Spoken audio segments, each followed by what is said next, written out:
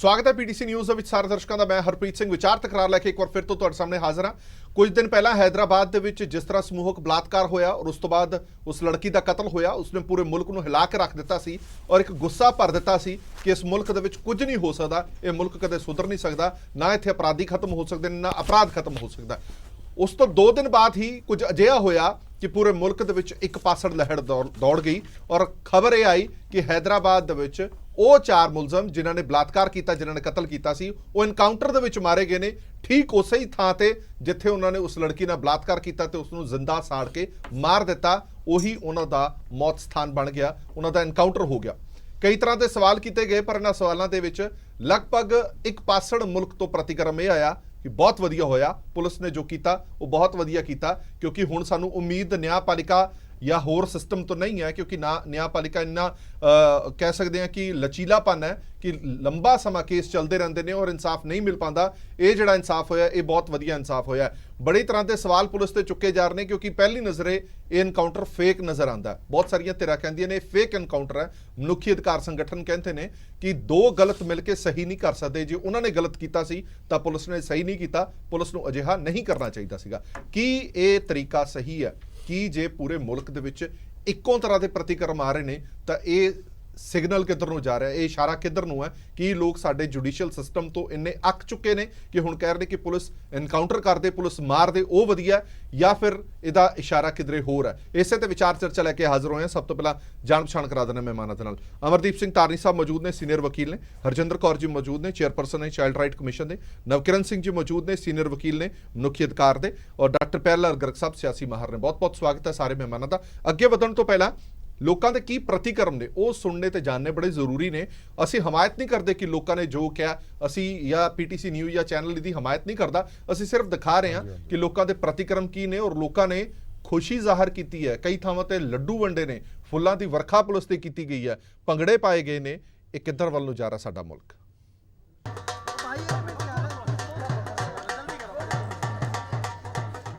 अच्छा हुआ, सच में यहाँ तसल्ली हुई है कि हाँ वाकई इस तरह का होना चाहिए, इस तरह के वो एक्शन लेना चाहिए और निर्भया के दोषियों को भी इसी तरीके से उन्हें तो फांसी लटकाना चाहिए, बीच चौराहे में फांसी लटकाना चाहिए। सुबह से हम जो है यहाँ पे लेक पर हैं, हर महिला के चेहरे पे, हर बच्चे के चेहरे पे बहुत खुशी है। जिस तरह के उस हैदराबाद पुलिस ने जो एनकाउंटर किया है, मैं तहे दिल से उनको सलाम करना चाहती हूँ। बहुत अच्छा था, नीट थी इसकी, ये होना चाहिए था उनके साथ। बहुत अच्छा किया उन लोगों ने, पुलिस लोगों ने बहुत अच्छा करा बेटे। लोगों में डर होगा इससे तो बहुत खुशी मिली हमें। एटलीस्ट कम से कम कुछ तो वो हुआ। मुझे लगता है अच्छा मूव था पुलिस द्वारा और ऐसे ही कुछ आगे भी होना चाहिए। और ये जो रूल था गृह मंत्री ने इस पर ध्यान देना चाहिए कि जो विक्टिम को अच्छा नहीं मिला। जो भी है वो वधिया कीता है कि गां तो एक उन्होंने लिए एक टारगेट हो गया कि हाँ कोई बंदा कल तो गलत काम करूगा तो उन्होंने होगा कि डर होगा तो मन च कि हाँ इदा कुछ भी नहीं रहना चाहिए। सो ये चीज़ करके ओवरऑल जो रेट घटूगा बलात्कार का या कुछ भी है। पुलिस ने जो भी अज किया है वो बहुत वधिया किया। इदा का मतलब कि इदा के कदम चुकने चाहिए ताकि बंदे मन च एक डर पैदा हो कि हाँ इदा के गलत काम नहीं करने चाहिए। ये होना भी चाहिए क्योंकि तुहानू पता अजकल किन्ना ਚੱਲਦਾ ਪਿਆ ਰੇਪ ਬਲਾਤਕਾਰ, ਇਹਨੂੰ ਰੋਕਣ ਵਾਸਤੇ ਹਰ मतलब किसी ना किसी ਨੂੰ डिसीजन लेना चाहिए। इस चीज़ नहीं जो भी किया इस चीज़ नहीं सहमत हाँ। ये बहुत ही सही हुआ और ऐसा ही होना चाहिए आज के डेट में, क्योंकि अब परेशान हो गया हर आदमी। और अगर सरकार नहीं कर रही है तो अब जनता करेगी। अटेम्प्ट टू मर्डर मुझे तो एकदम बिल्कुल ही अच्छा है, मैं इससे बहुत ही ज़्यादा सहमत हूँ। बहुत अच्छा हुआ, जो भी हुआ बहुत अच्छा हुआ। इनफैक्ट मेरे हिसाब से उन्होंने किया वो ठीक था, अच्छा किया, बट ना जिस तरह से उन्होंने उस लड़की को तड़पाया, वैसे तड़पा के पब्लिक को मारना चाहिए था उन्हें। It's good. The action that has been taken by the Hydra government is appreciable. rather than हम लॉ का वेट करें कि आज ये माइनर है, इसको इतने साल की सज़ा हो, इतने साल की सज़ा हो, हैदराबाद गवर्नमेंट ने जो किया है that is the best ever done by any police. सही तो है क्योंकि जब तक कोई अगर स्ट्रॉन्ग एक्शन लेंगे नहीं तब तक जो लोग हैं ये बंद नहीं होंगे। डेफिनेटली ये तो है, मतलब लोगों को पता चलना चाहिए कि हाँ ये बहुत ज़रूरी है, वरना ये चीज़ें कंटिन्यू होती ही रहेगी।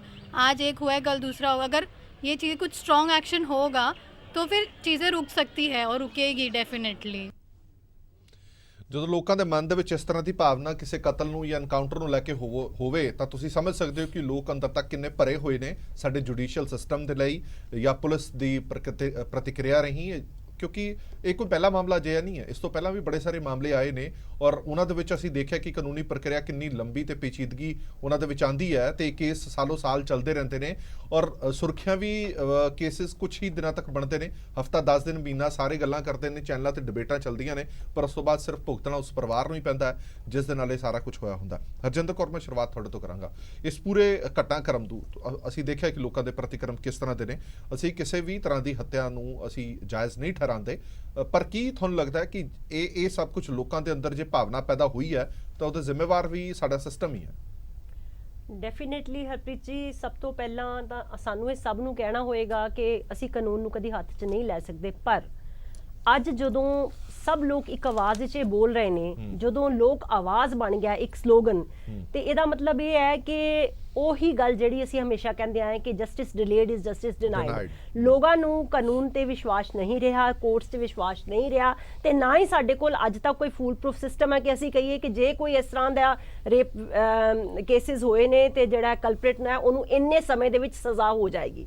ਸਾਡੇ ਕੋਲ ਇਹ ਬਹੁਤ ਸੋਹਣੀ ਮਿਸਾਲ ਓਵਰ ਦਾ ਗਲੋਬ ਰੇਪਸ ਤਾਂ ਹੁੰਦੇ ਨੇ ਔਰ ਇਹਨਾਂ ਦੀ ਗਿਣਤੀ ਵੱਧਦੀ ਜਾ ਰਹੀ ਹੈ, ਪਰ ਅਰਬ ਕੰਟਰੀਜ਼ ਦੀ ਮਿਸਾਲ ਮੈਂ ਹਮੇਸ਼ਾ ਇੱਕ ਦੇ ਕੇ ਕਹਿੰਦੀ ਹਾਂ ਕਿ ਜਿੱਥੇ ਵਿਦਿਨ ਨੋ ਟਾਈਮ 5 ਮਿੰਟਾਂ 'ਚ ਇਨਸਾਫ ਮਿਲਦਾ, ਉੱਥੇ ਫਿਰ ਇਹੋ ਜਿਹੀ ਘਟਨਾ ਵੀ ਨਹੀਂ ਵਾਪਰਦੀ। ਔਰ ਇਹ ਬਹੁਤ ਅੱਜ ਦੇ ਦਿਨ ਬਹੁਤ ਸ਼ਰਮ ਦੀ ਗੱਲ ਹੈ, ਘਿਨੌਣੀ ਗੱਲ ਹੈ ਕਿ ਇਸ ਇਨਸੀਡੈਂਟ ਨੇ ਮੁੜ ਕੇ ਮੁਲਕ ਨੂੰ ਹਿਲਾ ਦਿੱਤਾ ਔਰ ਮੁੜ ਕੇ ਮੁਲਕ ਨੂੰ ਇੱਥੇ ਲਿਆ ਕੇ ਖੜਾ ਕਰ ਦਿੱਤਾ ਕਿ ਇਨਸਾਨੀਅਤ ਹੈਵਾਨੀਅਤ ਵਿੱਚ ਕਿਵੇਂ ਬਦਲ ਚੁੱਕੀ ਹੈ ਔਰ ਇਹ ਰੁਝਾਨ ਵੱਧਦਾ ਜਾ ਰਿਹਾ ਹੈ। ਔਰ ਇੱਥੇ ਸਿਰਫ ਇਹ ਕਹਿ ਦੇਣਾ ਵੀ ਕਾਫੀ ਨਹੀਂ ਹੋਏਗਾ, ਜੋ ਹੋਇਆ ਠੀਕ ਹੋਇਆ। ਮੈਨੂੰ ਲੱਗਦਾ ਹੈ ਕਿ ਸਾਨੂੰ ਇਸ ਤੋਂ ਅਗਲੇ ਕਦਮ ਪੁੱਟਣ ਲਈ ਪਰਸਨਲ ਤੌਰ ਤੇ ਇੱਕ ਜ਼ਿੰਮੇਵਾਰੀ ਓਨ ਕਰਕੇ ਇੱਕ ਸਟੈਪ ਚੁੱਕਣ ਦੀ ਲੋੜ ਹੈ, ਕਿਉਂਕਿ ਇਹ ਖਾਸ ਤੌਰ ਤੇ ਭਾਰਤੀ ਸਮਾਜ ਦੇ ਵਿੱਚ ਇਹ ਬਹੁਤ ਸ਼ਰਮਨਾਕ ਘਟਨਾ ਹੈ। ਮੈਨੂੰ ਲੱਗਦਾ ਹੈ ਕਿ ਜਿੱਥੇ ਅਸੀਂ ਹਰ ਧੀ ਨੂੰ ਆਪਣੀ ਧੀ ਸਮਝਦੇ ਹਾਂ, ਅੱਜ ਮਾਨਸਿਕਤਾ ਕਿੱਥੇ ਖੜੀ ਹੈ ਔਰ ਲੋਕਾਂ ਦਾ ਇਹ ਗੁੱਸਾ ਬਹੁਤ ਜਾਇਜ਼ ਹੈ। ਮੈਨੂੰ ਲੱਗਦਾ ਹੈ ਕਿ ਸਾਡਾ ਬੇਸ਼ੱਕ ਸਾਡਾ ਜੁਡੀਸ਼ਰੀ ਸਿਸਟਮ ਪਹਿਲੇ ਨਾਲੋਂ ਸਾਊਂਡ ਹੋਇਆ ਹੈ, ਬੇਸ਼ੱਕ ਪੌਕਸੋ ਐਕਟ ਆਇਆ ਹੈ, ਬੇਸ਼ੱਕ ਕਾਫੀ ਕੁਝ ਸੁਧਾਰ ਹੋਏ ਨੇ, ਕੋਰਟਸ ਵੀ ਇਹਦੇ ਬਾਰੇ ਜ਼ਿਆਦਾ ਸੰਜੀਦਾ ਹੋਏ ਨੇ, ਪਰ ਜੋ ਹੋਇਆ ਉਹ ਬਿਲਕੁਲ ਕਾਫੀ ਨਹੀਂ ਹੈ। ਉਹ ਜੋ ਹੋਇਆ ਉਹ ਇੰਨਾ ਹੋਣਾ ਚਾਹੀਦਾ ਕਿ ਲੋਕਾਂ ਨੂੰ ਜਾਂ ਤਾਂ ਕਾਨੂੰਨ ਦਾ ਡਰ ਹੋਵੇ ਜਾਂ ਲਾਅ ਐਂਡ ਆਰਡਰ ਸਿਸਟਮ ਇੰਨਾ ਸਟਰੋਂਗ ਹੋਵੇ। ਮੈਂ ਤਾਂ ਇਹ ਇੱਕ ਸਵਾਲ ਤੁਹਾਡੇ ਤੋਂ ਇਹ ਪੁੱਛਣਾ ਚਾਹੁੰਦਾ, ਤੁਸੀਂ ਕਹਿੰਦੇ ਹੋ ਕਿ ਬਹੁਤ ਸਾਊਂਡ ਹੋਈਆਂ, ਕੋਰਟ ਸਾਊਂਡ ਹੋਈਆਂ ਨੇ, ਬੜੇ ਸਾਰੇ ਨਵੇਂ ਕਾਨੂੰਨ ਵੀ ਲਿਆਂਦੇ ਗਏ ਨੇ, ਪਰ ਉਸ ਦਾ ਅਸਰ ਕਿੱਥੇ ਹੋ ਰਿਹਾ? ਨਿਰਭਇਆ ਕਾਂਡ ਤੋਂ ਬਾਅਦ ਇਹ ਕਿਹਾ ਗਿਆ ਸੀ ਕਿ ਸਖਤ ਕਾਨੂੰਨ ਬਣਾ ਦਿਓ, ਮੁਲਜ਼ਮ ਅਜਿਹਾ ਕਾਰਾ ਕਰਨ ਤੋਂ ਪਹਿਲਾਂ 10 ਵਾਰ ਸੋਚਣਗੇ। ਮੈਨੂੰ ਲੱਗਦਾ ਹਜ਼ਾਰਾਂ ਨਿਰਭਇਆ ਕਾਂਡ ਦੁਬਾਰਾ ਫਿਰ ਹੋ ਗਏ ਨੇ, ਕਿਤੇ ਵੀ ਸਾਨੂੰ ਇਹ ਨਜ਼ਰ ਨਹੀਂ ਆਇਆ ਕਿ ਕਿਸੇ ਪਾਸੇ ਕੋਈ ਠੱਲ ਪਈ ਹੋਵੇ। ਅਸੀਂ ਫਿਰ ਕਿੰਨਾ ਕੋ ਆਪਣਾ ਜੁਡੀਸ਼ੀਅਲ ਸਿਸਟਮ ਸਟਰੋਂਗ ਕਰ ਲਈਏ, ਕਾਨੂੰਨ ਸਖਤ ਕਰ ਲਈਏ? ਮੇਰਾ ਖਿਆਲ ਉਸ ਲੈਵਲ ਤੇ ਹਾਲੇ ਕਾਨੂੰਨ ਸਖਤ ਨਹੀਂ ਹੋਇਆ, ਕਿਉਂਕਿ ਹਿਊਮਨ ਰਾਈਟਸ ਆਰਗੇਨਾਈਜੇਸ਼ਨ ਵਿੱਚ ਵੀ ਖੜੀਆਂ ਹੋ ਜਾਂਦੀਆਂ ਨੇ, ਪਰ ਮੈਨੂੰ ਲੱਗਦਾ ਹੈ ਕਿ ਜਿੱਥੇ ਤੁਹਾਡੀ ਔਰਤ ਦੀ ਇੱਜ਼ਤ ਦਾ ਸਵਾਲ ਆਉਂਦਾ ਹੈ ਔਰ ਜਿੱਥੇ ਤੁਸੀਂ ਇਨਸਾਨ ਨੂੰ ਇਸ ਤਰ੍ਹਾਂ ਤੁਸੀਂ ਹੈਵਾਨੀਅਤ ਦੇ ਤਰੀਕੇ ਨਾਲ ਟਰੀਟ ਕਰਦੇ ਹੋ, ਉੱਥੇ ਤੇ ਲਾਅ ਇਸ ਤਰ੍ਹਾਂ ਦਾ ਹੀ ਚਾਹੀਦਾ ਕਿ ਜਿਹੜਾ ਆਪਣੇ ਆਪ ਵਿੱਚ ਇੱਕ ਜਵਾਬ ਹੋਵੇ ਤੇ ਆਪਣੇ ਆਪ ਵਿੱਚ ਜਿਹਦੇ ਰੀਪਰਕਸ਼ਨ ਹਰ ਇੱਕ ਦੇ ਦਿਮਾਗ ਤੇ ਹਾਵੀ ਹੋਣ ਕਿ ਜੇ ਇਸ ਤਰ੍ਹਾਂ ਦਾ ਐਕਟ ਕੀਤਾ ਤੇ ਇਹਦਾ ਨਤੀਜਾ ਇਹ ਹੋਏਗਾ। ਅਦਰਵਾਈਜ਼ ਇਹਨਾਂ ਇਹੋ ਜਿਹੇ ਘਿਨੌਣੇ ਅਪਰਾਧਾਂ ਨੂੰ ਠੱਲ ਨਹੀਂ ਪੈਂਦੀ ਦਿਖਦੀ।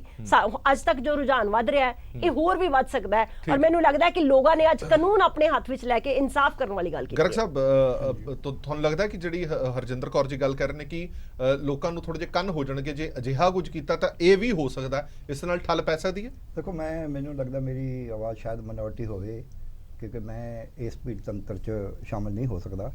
ਉਹਦਾ ਕਾਰਨ ਇਹ ਹੈ ਵੀ ਉਨਾਓ ਦੇ ਵਿੱਚ ਜਿਹਨੇ ਕਰਿਆ ਰੇਪ ਤੇ ਹੁਣ ਕੁੜੀ ਨੂੰ ਮਾਰਿਆ ਹੈ, ਪਹਿਲਾਂ ਉਹਦੇ ਬਾਪ ਨੂੰ ਕੁੱਟ ਕੇ ਮਾਰ ਕੇ ਜੇਲ੍ਹ 'ਚ ਸੁੱਟ ਕੇ ਤੇ ਉਹਦੇ ਉੱਤੇ ਕੇਸ ਬਣਾਇਆ ਸੀ ਕਿਉਂਕਿ ਉਹ ਬੀਜੇਪੀ ਦਾ ਐਮਐਲਏ ਸੀ, ਇਸ ਕਰਕੇ ਉਹਨੂੰ ਇਨਸਾਫ ਨਹੀਂ ਲੈਣ ਦੀ ਲੋੜ। ਇਹ ਕੋਈ ਕਿਉਂਕਿ ਕੁੜੀ ਵੀ ਜਿਹੜੀ ਸੀ ਉਹ ਵੀ ਕਿਸੇ ਹੋਰ ਦੀ ਸੀ ਤੇ ਉਹ ਮਰਨ ਵਾਲੀ ਵੀ ਕੋਈ ਹੋਰ ਸੀ। ਗਈ ਹੈ ਜਿਸ ਦਿਨ ਸਟੇਟ ਪਹਿਲਾਂ ਸਟੇਟ ਨੇ ਕੀ ਕਰਿਆ, ਪਹਿਲਾਂ ਸਟੇਟ ਨੇ ਇੱਕ ਕਮਿਊਨਿਟੀ ਦੇ ਖਿਲਾਫ ਇਹ ਭਰ ਕੇ ਵੀ ਇਹ ਜੀ ਮੀਟ ਵੇਚਦੇ ਨੇ, ਮੀਟ ਖਾਂਦੇ ਨੇ, ਤੁਹਾਨੂੰ ਖਾ ਜਾਣਗੇ, ਭੀੜ ਤੰਤਰ ਰਾਹੀਂ ਕਤਲ ਸ਼ੁਰੂ ਕਰਾਏ ਸੀ। ਅੱਜ ਉਦੋਂ ਅਗਲੀ ਸਟੇਜ ਤੇ ਸਟੇਟ ਪਹੁੰਚ ਰਹੀ ਹੈ। ਜੇ ਇਦਾਂ ਦੇ ਕਤਲ ਪੁਲਿਸ ਫੜ ਕੇ ਮਾਰੇਗੀ, ਜਿਹੜੇ ਪੁਲਿਸ ਕੋਲ ਹਥਿਆਰ ਨੇ, ਜਿਹੜੇ ਕੋਲ ਕਾਨੂੰਨ ਹੈ, ਜੇ ਇਸ ਤਰ੍ਹਾਂ ਮਾਰੇ ਗਏ ਨੇ, ਮੈਂ ਕਹਿਣ ਨੂੰ ਚਾਹ ਰਿਹਾ ਮੈਨੂੰ ਭਾਵੇਂ ਜੇਲ੍ਹ ਛੋੜ ਦੇਣ, ਇਹ ਫੜ ਕੇ ਮਾਰੇ ਗਏ ਨੇ, ਕੋਈ ਇਨਕਾਊਂਟਰ ਨਹੀਂ ਹੋਇਆ। ਇਹ 2 ਦਿਨ ਪਹਿਲਾਂ ਇੱਥੇ ਆ ਗਈ ਸੀ, ਉਹ ਵੀ ਐਂ ਕਰ ਦਿਓ ਇਹਨਾਂ ਨੂੰ ਜਿਵੇਂ ਭਗਵਾਨ ਮਾਨ ਚੋਂ। ਸੋ ਇਹਦੇ ਵਿੱਚ ਕੀ ਹੈ, ਜੇ ਪੁਲਿਸ ਇੱਦਾਂ ਫੜ ਕੇ, ਜੇ ਫੌਜ ਇੱਦਾਂ ਫੜ ਕੇ ਬੰਦੇ ਮਾਰਨ ਲੱਗ ਗਈ ਇਹ ਸੈਕੰਡ ਸਟੈਪ ਹੋਏਗਾ ਕਿ ਜਿਹਨੂੰ ਮਰਜ਼ੀ ਦੋਸ਼ੀ ਕਹਿ ਕੇ, ਜਿਹਨੂੰ ਮਰਜ਼ੀ ਇੱਕ ਫਰਿੰਜੀ ਬਣਾ ਕੇ, ਕਿਉਂਕਿ ਮੀਡੀਆ ਵੀ ਉਹਨਾਂ ਦੇ ਹੱਥ 'ਚ ਹੈ, ਪ੍ਰਚਾਰ ਵੀ ਉਹਨਾਂ ਦੇ ਹੱਥ 'ਚ ਹੈ, ਏਜੰਸੀ ਇਨਵੈਸਟੀਗੇਟਿੰਗ ਵੀ ਉਹਨਾਂ ਦੇ ਹੱਥ 'ਚ ਹੈ, ਕੇਸ ਵੀ ਉਹਨਾਂ ਨੇ ਰਜਿਸਟਰ ਕਰਨਾ ਹੈ। ਤੇ ਫਿਰ ਕੌਣ ਹੈ? ਆਪੇ ਤੁਸੀਂ ਇਨਸਾਫ ਕਰਦੇ ਹੋ, ਆਪੇ ਤੁਸੀਂ ਮੁਨਸਫ ਬਣ ਗਏ, ਆਪੇ ਤੁਸੀਂ ਗਵਾਹ ਬਣ ਗਏ, ਆਪੇ ਤੁਸੀਂ ਉਹ ਬਣ ਗਏ ਸਜ਼ਾ ਦੇਣ ਵਾਲੇ। ਇਹ ਜਿਹੜਾ ਸਟੇਟ ਵੱਲੋਂ ਇਹੋ ਜਿਹਾ ਟੈਰਰ ਕ੍ਰੀਏਟ ਕਰਨਾ ਹੈ, ਇਹ ਲੋਕਾਂ ਵਾਸਤੇ ਇੱਕ ਨਿਰਭਇਆ ਜਾਂ ਇੱਕ ਇਹ ਪ੍ਰਿੰਕਾ ਦੀ ਬਜਾਏ ਇਹ ਸੈਂਕੜੇ ਪ੍ਰਿੰਕਾ ਪੈਦਾ ਕਰ ਰਹੇ ਨੇ। ਕਿ ਕਾਨੂੰਨ ਮੈਂ ਕਹਿੰਦਾ ਉਹ ਡਿਲੇ ਹੈ। ਤੁਸੀਂ ਫਸਟ ਟਰੈਕ ਕੋਰਟ ਕਰੋ, ਤੁਸੀਂ ਛੇਤੀ ਫੈਸਲੇ ਕਰੋ, ਤੁਸੀਂ ਫੈਸਲੇ ਕਰਨ 'ਚ ਫੇਲ ਹੋ।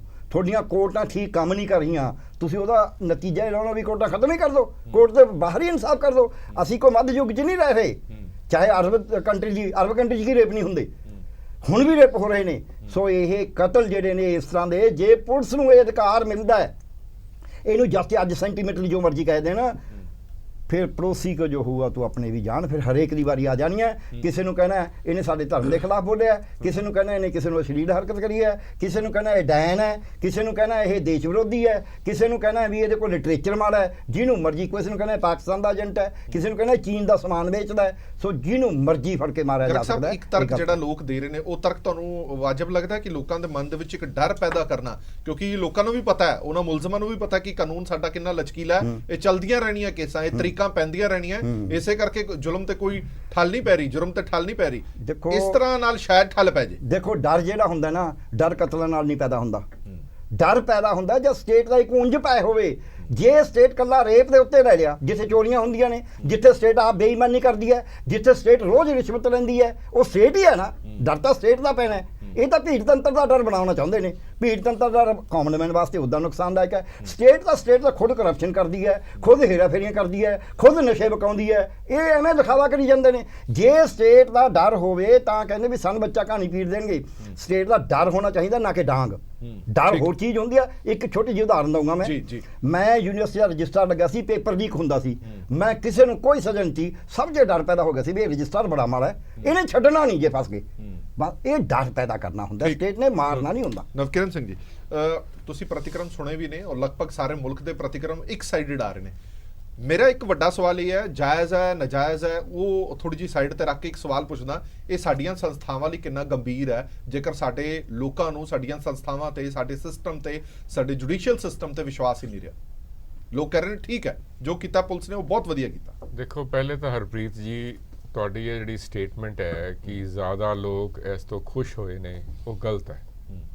ਅਗਰ ਤੁਸੀਂ ਟਵਿੱਟਰ ਤੇ ਜਾਓ, ਟਵਿੱਟਰ ਤੇ ਬੜੇ ਪੜ੍ਹੇ ਲਿਖੇ ਲੋਕ ਨੇ ਜਿਹੜੇ ਇਹਨੂੰ ਕੰਡੈਮ ਕਰ ਰਹੇ ਨੇ, ਪਰ ਸਮਾਜ ਦੇ ਵਿੱਚ ਜਯਾ ਬਚਨ ਵਰਗੇ ਵੀ ਲੋਕ ਨੇ ਜਿਹੜੇ ਕਹਿੰਦੇ ਸੀ ਕਿ ਇਹਨੂੰ ਜਿਹੜਾ ਹੈਗਾ ਲੋਕਾਂ ਦੇ ਹਵਾਲੇ ਕਰ ਦਿਓ, ਇਨਸਾਫ ਕਰਨਗੇ। ਅਸੀਂ ਸਮਝ ਹੀ ਨਹੀਂ ਸਕਦੇ ਪਏ ਵੀ ਇਹ ਬਿਆਨ ਦੇ ਕੇ ਅਸੀਂ ਕਿਹੜੇ ਪਾਸੇ ਜਾ ਰਹੇ ਹਾਂ। ਇੰਡੀਆ ਦੇ ਲੋਕ ਇੱਕ ਇਮੈਚੁਰ ਡੈਮੋਕ੍ਰੇਸੀ ਵਿੱਚ ਰਹਿ ਰਹੇ ਨੇ, ਪੜ੍ਹੇ ਲਿਖੇ ਨਹੀਂ ਹੈਗੇ। ਜੇ ਪੜ੍ਹੇ ਲਿਖੇ ਹੈਗੇ ਤੇ ਅਵੇਅਰ ਨਹੀਂ ਹੈਗੇ। ਜਿਹੋ ਜੀ ਅਸੀਂ ਗੱਲਾਂ ਕਰ ਰਹੇ ਹਾਂ, ਅਸੀਂ ਜਿਹੜਾ ਹੈਗਾ ਵਾਪਸ ਜੰਗਲ ਲਾਅ ਦੇ ਵਿੱਚ ਜਾਵਾਂਗੇ, ਜਿਹਦੇ ਵਿੱਚ ਛੋਟੀ ਛੋਟੀ ਗੱਲ ਤੇ ਹੁਣ ਕੱਲ ਨੂੰ ਕਿਸੇ ਨੇ ਚੋਰੀ ਕੀਤੀ ਕਹਿਣਗੇ ਜੀ ਹੱਥ ਵੱਢ ਦਿਓ। ਕਿਸੇ ਨੇ ਹੁਣ ਜਿਹੜਾ ਕਾਨੂੰਨ ਨਿਰਭਇਆ ਦੇ ਕਰਕੇ ਚੇਂਜ ਹੋਇਆ, ਸਵਾਤੀ ਮਾਲੀਵਾਲ ਜਿਹੜੀ ਉੱਥੇ ਬਾਰ-ਬਾਰ ਬੈਠ ਜਾਂਦੀ ਅਨਸ਼ਨ ਦੇ ਉੱਤੇ, ਉਹਨੇ ਕਾਨੂੰਨ ਚੇਂਜ ਕਰਾਤਾ ਵੀ ਗੈਂਗ ਰੇਪ ਦੇ ਵਿੱਚ ਲਾਈਫ ਟਿਲ ਡੈਥ ਹੋਏਗੀ।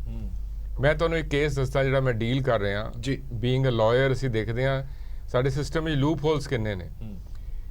ਇੱਕ 25 ਸਾਲ ਦਾ ਮੁੰਡਾ ਇੱਕ ਗੁਆਂਢ ਦੀ ਕੁੜੀ 15 ਸਾਲ ਦੀ ਕੁੜੀ ਨਾਲ ਉਹਦੀ ਦੋਸਤੀ ਸੀਗੀ। ਉਹ ਉਹਨੂੰ ਰਾਤ ਮਿਲਣ ਗਈ ਤੇ ਸਵੇਰੇ ਵਾਪਸ ਮੁੜੀ। ਤਾਈ ਨੇ ਪੁੱਛਿਆ ਕਿੱਥੋਂ ਆਏ? ਉਹ ਕਹਿੰਦੇ ਜੀ ਰਾਤੀ ਮੈਨੂੰ ਉਹ ਗੁਆਂਢੀਆਂ ਦਾ ਮੁੰਡਾ ਜਿਹੜਾ ਹੈ ਇੱਕ ਆਪਣੇ ਦੋਸਤ ਦੇ ਨਾਲ ਆ ਕੇ, ਅਸੀਂ ਜਦੋਂ ਕਮਰੇ ਸੁੱਤੇ ਪਏ ਸੀ 2 ਭਰਾਵਾਂ ਨਾਲ ਤੇ ਮਾਂ ਦੇ ਨਾਲ ਕਮਰੇ 'ਚ ਵੜਿਆ ਤੇ ਕੁਝ ਸਪਰੇਅ ਕਰਕੇ ਸਾਰਿਆਂ ਨੂੰ ਸੁੰਘਾ ਗਿਆ ਤੇ ਮੈਨੂੰ ਜ਼ਬਰਦਸਤੀ ਚੁੱਕ ਕੇ ਲੈ ਗਿਆ ਤੇ ਮੇਰੇ ਨਾਲ ਰੇਪ ਕੀਤਾ। ਹੁਣ ਮੈਡੀਕਲ ਐਵੀਡੈਂਸ ਕੋਈ ਨਹੀਂ ਹੈ, ਉਹਦੇ ਤੇ ਕੋਈ ਸਕ੍ਰੈਚ ਨਹੀਂ ਹੈ ਇੱਕ ਵੀ। ਉਹ ਦੁਆਰਾ ਟੱਪ ਕੇ 9 ਫੁੱਟ ਦੀਆਂ ਰਾਤੀ ਗਈ। ਹੁਣ ਉਸ ਬੰਦੇ ਨੂੰ ਜਿਹੜੀ ਹੈ ਤੈਅ ਜ਼ਿੰਦਗੀ ਉਮਰ ਕੈਦ ਕਰ ਦਿੱਤੀ ਹੈ। ਹੁਣ ਬੜੀ ਵੱਡੀਆਂ ਪ੍ਰੋਬਲਮਸ ਹੈ ਸਾਡਾ ਜਿਹੜਾ ਸਿਸਟਮ ਹੈ। ਹੁਣ ਸਾਨੂੰ ਇਹ ਵੀ ਨਹੀਂ ਪਤਾ ਵੀ ਜਿਹੜੇ ਬੰਦੇ ਮਾਰੇ ਗਏ ਨੇ ਕੀ ਉਹ ਦੋਸ਼ੀ ਸੀਗੇ ਜਾਂ ਨਹੀਂ ਦੋਸ਼ੀ ਸੀਗੇ। And till you are convicted by the court you are presumed to be innocent. ਅਸੀਂ ਸਾਰਾ ਸਿਸਟਮ ਹੀ ਜਿਹੜਾ ਡਿਮੋਲਿਸ਼ ਕਰਨਾ ਚਾਹੁੰਦੇ ਹਾਂ। ਜਿਹੜੇ ਇੰਨੇ ਸਾਲਾਂ ਦੇ ਬਾਅਦ ਸਿਸਟਮ ਸਾਨੂੰ ਮਿਲਿਆ ਹੈ, ਅਸੀਂ ਸਮਝ ਨਹੀਂ ਰਹੇ ਅਸੀਂ ਜਾ ਕਿਹੜੇ ਪਾਸੇ ਰਹੇ ਹਾਂ। ਦੂਸਰੀ ਗੱਲ, ਜਿਹੜਾ ਇਹ ਬਾਰ-ਬਾਰ ਲੋਕ ਕਹਿੰਦੇ ਨੇ ਜੀ ਕਿ ਜੇ ਆਪਾਂ ਇਹਨੂੰ ਸਜ਼ਾਏ ਮੌਤ ਦੇਵਾਂਗੇ, ਕਿਉਂਕਿ ਲੋਕ ਬੜੇ ਕਹਿੰਦੇ ਵੀ ਡੈਥ ਸੈਂਟੈਂਸ ਕਰੋ ਇਹਦੀ ਜੀ। ਅਸੀਂ ਡੈਥ ਸੈਂਟੈਂਸ ਦੇ ਖਿਲਾਫ ਹਾਂ। Being a human right activist, ਅਸੀਂ ਪੂਰੇ ਵਰਲਡ ਦੇ ਵਿੱਚ ਸਜ਼ਾਏ ਮੌਤ ਦੇ ਖਿਲਾਫ ਲੜਦੇ ਹਾਂ। ਅਸੀਂ ਦੇਖਿਆ ਜਿਹੜਾ ਸਟੈਟਿਸਟਿਕਸ ਕਹਿੰਦੇ ਨੇ ਵੀ ਜਿਹੜੀਆਂ ਮੈਚਿਓਰ ਡੈਮੋਕ੍ਰੇਸੀਜ਼ ਨੇ ਉਹਨਾਂ ਨੇ ਇੰਨੇ ਸਾਲਾਂ ਤੋਂ ਡੈਥ ਸੈਂਟੈਂਸ ਖਤਮ ਕਰਤੀ ਹੈ ਜਿੱਥੇ ਕੋਈ ਕ੍ਰਾਈਮ ਨਹੀਂ ਹੋ ਰਿਹਾ। ਜਿਨ੍ਹਾਂ ਮੁਲਕਾਂ ਦੇ ਵਿੱਚ ਡੈਥ ਸੈਂਟੈਂਸ ਹੈਗੀ, ਹੁਣ ਚਾਈਨਾ ਜਿਹੜਾ ਹੈਗਾ ਆਲਮੋਸਟ 3000 ਬੰਦਾ ਹਰੇਕ ਸਾਲ ਫਾਂਸੀ ਲਾਉਂਦਾ ਹੈ। ਕੀ ਚਾਈਨਾ 'ਚ ਕ੍ਰਾਈਮ ਖਤਮ ਹੋ ਗਿਆ? ਈਰਾਨ ਲਗਾਉਂਦਾ ਹੈ, ਕੀ ਈਰਾਨ ਵਿੱਚ ਕ੍ਰਾਈਮ ਖਤਮ ਹੋ ਗਿਆ? ਇਹ ਲੋਕਾਂ ਦਾ ਭੁਲੇਖਾ ਹੈ। ਇਹ ਲੋਕਾਂ ਨੂੰ ਜਿਨ੍ਹਾਂ ਨੂੰ ਸਟੈਟਿਸਟਿਕਸ ਦਾ ਨਹੀਂ ਪਤਾ, ਇਹ ਇੱਕ ਨੂੰ ਫਾਂਸੀ ਦੇਣ ਨਾਲ ਦੂਸਰੇ ਨੂੰ ਕੋਈ ਡੈਟਰੈਂਟ ਇਫੈਕਟ ਨਹੀਂ ਹੁੰਦਾ। ਹੁਣ ਨਿਰਭਇਆ ਕਾਂਡ ਦੇ ਵਿੱਚ ਅਸੀਂ ਕਾਨੂੰਨ ਚੇਂਜ ਕਰਤਾ ਕਿ ਰੇਪ ਖਤਮ ਹੋ ਗਏ, ਰੇਪ ਅੱਜ ਵੀ ਹੋ ਰਹੇ ਨੇ। ਈਵਨ ਸਟੈਪ ਫਾਦਰ ਬੱਚਿਆਂ ਦੇ ਰੇਪ ਕਰਦੇ ਪਏ ਨੇ। ਅੱਜ ਵੀ ਅਖਬਾਰ 'ਚ ਆਇਆ ਹੈਗਾ ਵੀ 13 ਸਾਲ ਦੀ ਇੱਕ ਬੱਚੀ ਨੂੰ 1 ਸਾਲ ਤੱਕ ਉਹ ਰੇਪ ਕਰਦਾ ਰਿਹਾ ਸਟੈਪ ਫਾਦਰ। ਸੋ ਮੇਰਾ ਕਹਿਣ ਦਾ ਮਤਲਬ ਇਹ ਵੇ ਕਿ ਸਖਤ ਕਾਨੂੰਨਾਂ ਨਾਲ ਜੁਰਮ ਖਤਮ ਨਹੀਂ ਹੁੰਦੇ। ਸਹਿਮਤ ਹਾਂ, ਪਰ ਜਿਸ ਮੁਲਕ ਦੇ ਵਿੱਚ ਅਸੀਂ ਰਹਿੰਦੇ ਹਾਂ, ਜਿਸ ਮੁਲਕ ਦੇ ਨਾਗਰਿਕ ਨੇ, ਉਹਨਾਂ ਨਾਗਰਿਕ ਦੇ ਮਨਾਂ ਨੂੰ ਵੀ ਤਾਂ ਥੋੜੀ ਤਸੱਲੀ ਹੋਣੀ ਚਾਹੀਦੀ ਹੈ। ਬਿਲਕੁਲ ਨਹੀਂ। ਇਹ ਜਿਹੜੇ ਨਾਗਰਿਕ ਜਿਹੜੇ ਅੱਜ ਭੋਲੇਪਨ ਦੇ ਵਿੱਚ ਖੁਸ਼ੀਆਂ ਮਨਾ ਰਹੇ ਨੇ, ਇਹ ਰੋਣਗੇ। ਮੈਂ ਤੁਹਾਨੂੰ ਦੱਸ ਰਿਹਾ, ਰੋਣਗੇ ਜਦੋਂ ਇਹਨਾਂ ਦਾ ਕੋਈ ਰਿਸ਼ਤੇਦਾਰ ਝੂਠੇ ਕੇਸ ਫਸੇਗਾ। ਸਾਡੀ ਆਪਾਂ ਐਵੇਂ ਕਿਵੇਂ ਕਹਿ ਸਕਦੇ ਹਾਂ? ਮੈਂ ਤੁਹਾਨੂੰ ਦੱਸਦਾ, ਅਸੀਂ ਰੋਜ਼ ਦੇਖਦੇ ਹਾਂ ਐਥੀਕਲ ਵੈਲਿਊਜ਼ ਕਿੰਨੀਆਂ ਗਿਰ ਗਈਆਂ ਨੇ, ਕਿੰਨੇ ਲੋਕੀ ਝੂਠੇ ਕੇਸ ਦਰਜ ਕਰਾਉਂਦੇ ਨੇ। ਕਿਸੇ ਤੇ ਵੀ ਜਿਹੜਾ ਹੈਗਾ ਅੱਜ ਔਰਤ ਇਹ ਕਹਿ ਸਕਦੀ ਹੈ ਜੀ ਕਿ ਮੈਨੂੰ ਇਹਨੇ ਰੇਪ ਕੀਤਾ, ਕੋਈ ਐਵੀਡੈਂਸ ਦੀ ਲੋੜ ਨਹੀਂ। ਮੇਰਾ ਸਵਾਲ ਤਾਂ ਇਹ ਹੈ ਕਿ ਹੁਣ ਪੁਲਿਸ, ਜਦੋਂ ਇਹ ਰੇਪ ਕੇਸ ਹੋਇਆ ਉਦੋਂ ਪੁਲਿਸ ਤੇ ਔਰ ਉਸ ਸੂਬੇ ਤੇ ਥੂ ਕੀਤੀ ਸਾਰਿਆਂ ਨੇ ਕਿਹਾ ਕਿ ਬਿਲਕੁਲ ਨਿਕੰਮਾ, ਬਿਲਕੁਲ ਨਕਾਰਾ ਸਿਸਟਮ ਹੋ ਗਿਆ। ਅੱਜ ਜਦੋਂ ਉਹਨਾਂ ਨੇ ਐਨਕਾਊਂਟਰ ਕਰ ਦਿੱਤਾ, ਅੱਜ ਸਾਰੇ ਸਟੇਟ ਨੂੰ ਵੀ ਸਹੀ ਗਿਣ ਰਹੇ ਨੇ ਔਰ ਪੁਲਿਸ ਨੂੰ ਵੀ ਸਹੀ ਗਿਣ ਰਹੇ ਨੇ। ਇਹੀ ਮੈਂ ਤੁਹਾਨੂੰ ਦੱਸ ਰਿਹਾ, ਇਹ ਬੜਾ ਮਾੜਾ ਟ੍ਰੈਂਡ ਹੈ। ਜਿਵੇਂ ਮੌਬ ਲਿੰਚਿੰਗ ਦੀ ਆਪਾਂ ਗੱਲ ਕੀਤੀ ਹੈ, ਕੱਲ ਨੂੰ ਲੋਕੀ ਕਹਿਣਗੇ ਜੀ ਕਿ ਇਹਨੇ ਮੇਰੀ ਭੈਣ ਦਾ ਰੇਪ ਕੀਤਾ ਹੈ ਜਾਂ ਕਤਲ ਕੀਤਾ ਹੈ, ਮੈਂ ਇਹਨੂੰ ਮਾਰ ਦਿੱਤਾ। ਲੋਕਾਂ ਦੇ ਹਵਾਲੇ ਕਰ ਦਿਓ। ਇਹੋ ਜਿਹੇ ਮੈਂਬਰ ਪਾਰਲੀਮੈਂਟ ਜਿਸ ਮੁਲਕ 'ਚ ਹੋਣ, ਪੜ੍ਹੇ ਲਿਖੇ ਬੰਦੇ ਅਗਰ ਇਹ ਗੱਲ ਕਰਨਗੇ ਤੇ ਅਸੀਂ ਕਿਹੜੇ ਪਾਸੇ ਜਾ ਰਹੇ ਹਾਂ?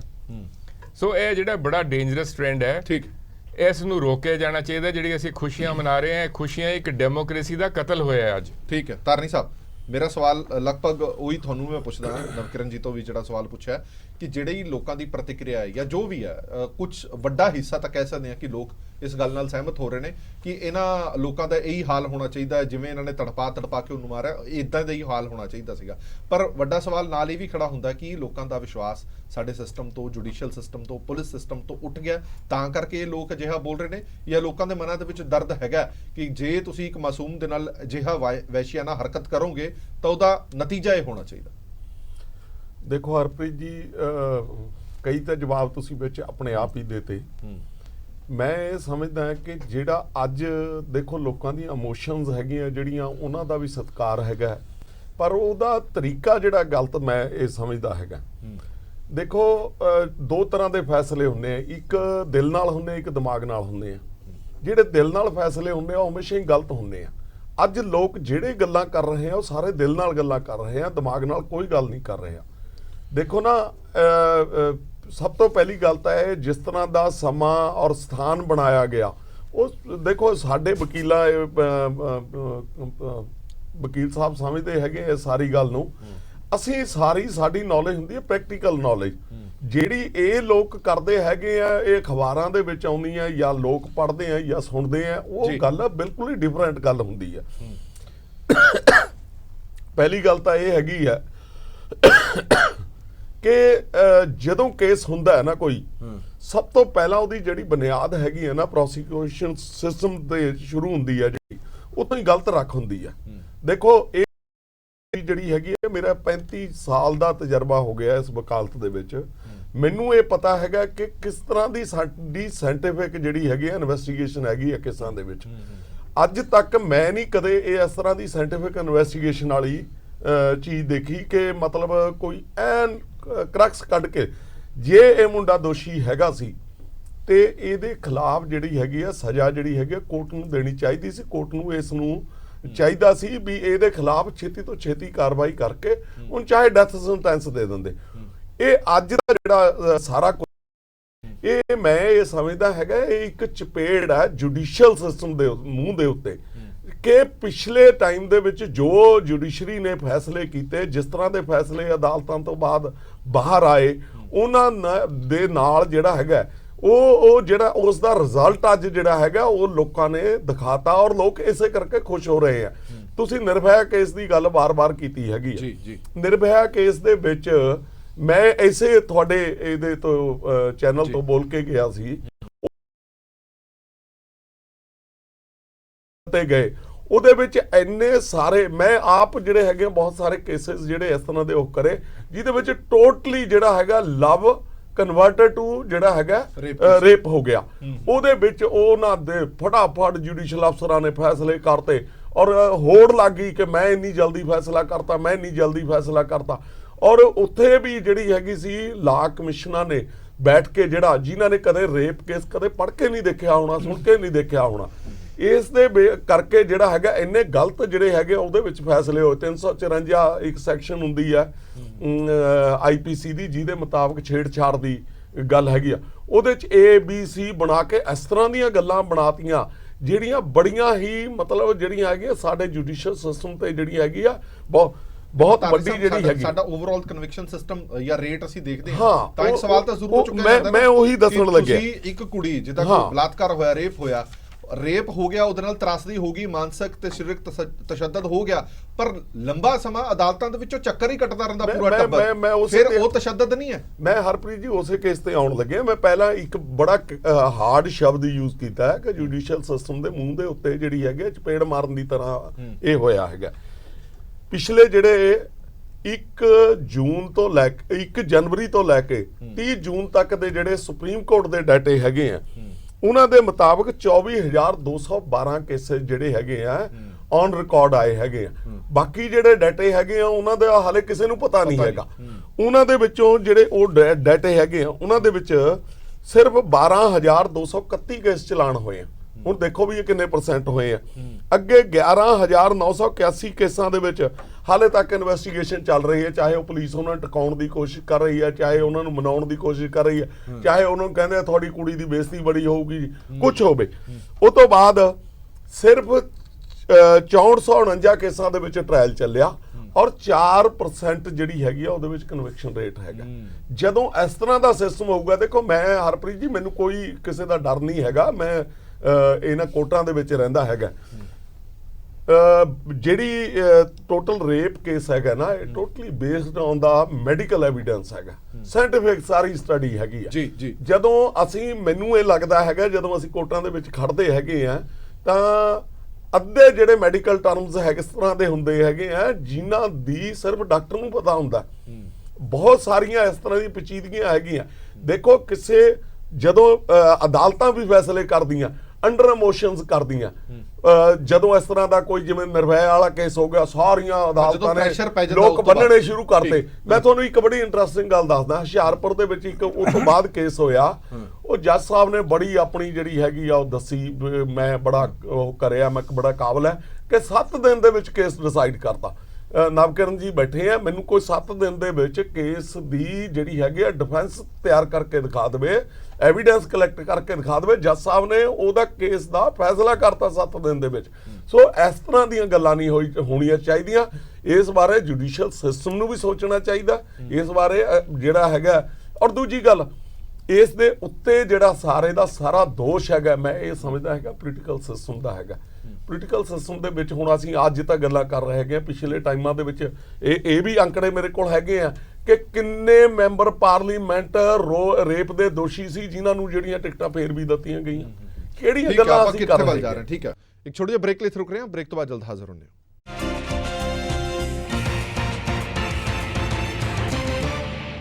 ਬ੍ਰੇਕ ਤੋਂ ਬਾਅਦ ਦਰਸ਼ਕਾਂ ਦਾ ਇੱਕ ਵਾਰ ਫਿਰ ਤੋਂ ਸਵਾਗਤ ਹੈ। ਸਾਡੀ ਵਿਚਾਰ ਚਰਚਾ ਜਾਰੀ ਹੈ ਜੋ ਹੈਦਰਾਬਾਦ ਦੇ ਵਿੱਚ ਹੋਇਆ 2 ਦਿਨ ਪਹਿਲਾਂ ਤੇ ਅੱਜ, ਉਹਦੇ ਵਿੱਚ ਕਿੰਨਾ ਕੁਝ ਬਦਲਾਅ ਆ ਸਕਦਾ ਹੈ ਜਾਂ ਜੋ ਕੁਝ ਹੋਇਆ ਠੀਕ ਹੋਇਆ ਜਾਂ ਨਹੀਂ ਹੋਇਆ, ਇਸੇ ਤੇ ਵਿਚਾਰ ਚਰਚਾ ਜਾਰੀ ਹੈ। ਹਰਜਿੰਦਰ ਕੌਰ ਜੀ, ਹੁਣ ਸਵਾਲ ਫਿਰ ਖੜਾ ਉਹੀ ਹੋ ਗਿਆ ਕਿ ਦੋਵੇਂ ਪਾਸੇ ਚੀਜ਼ਾਂ ਨੇ।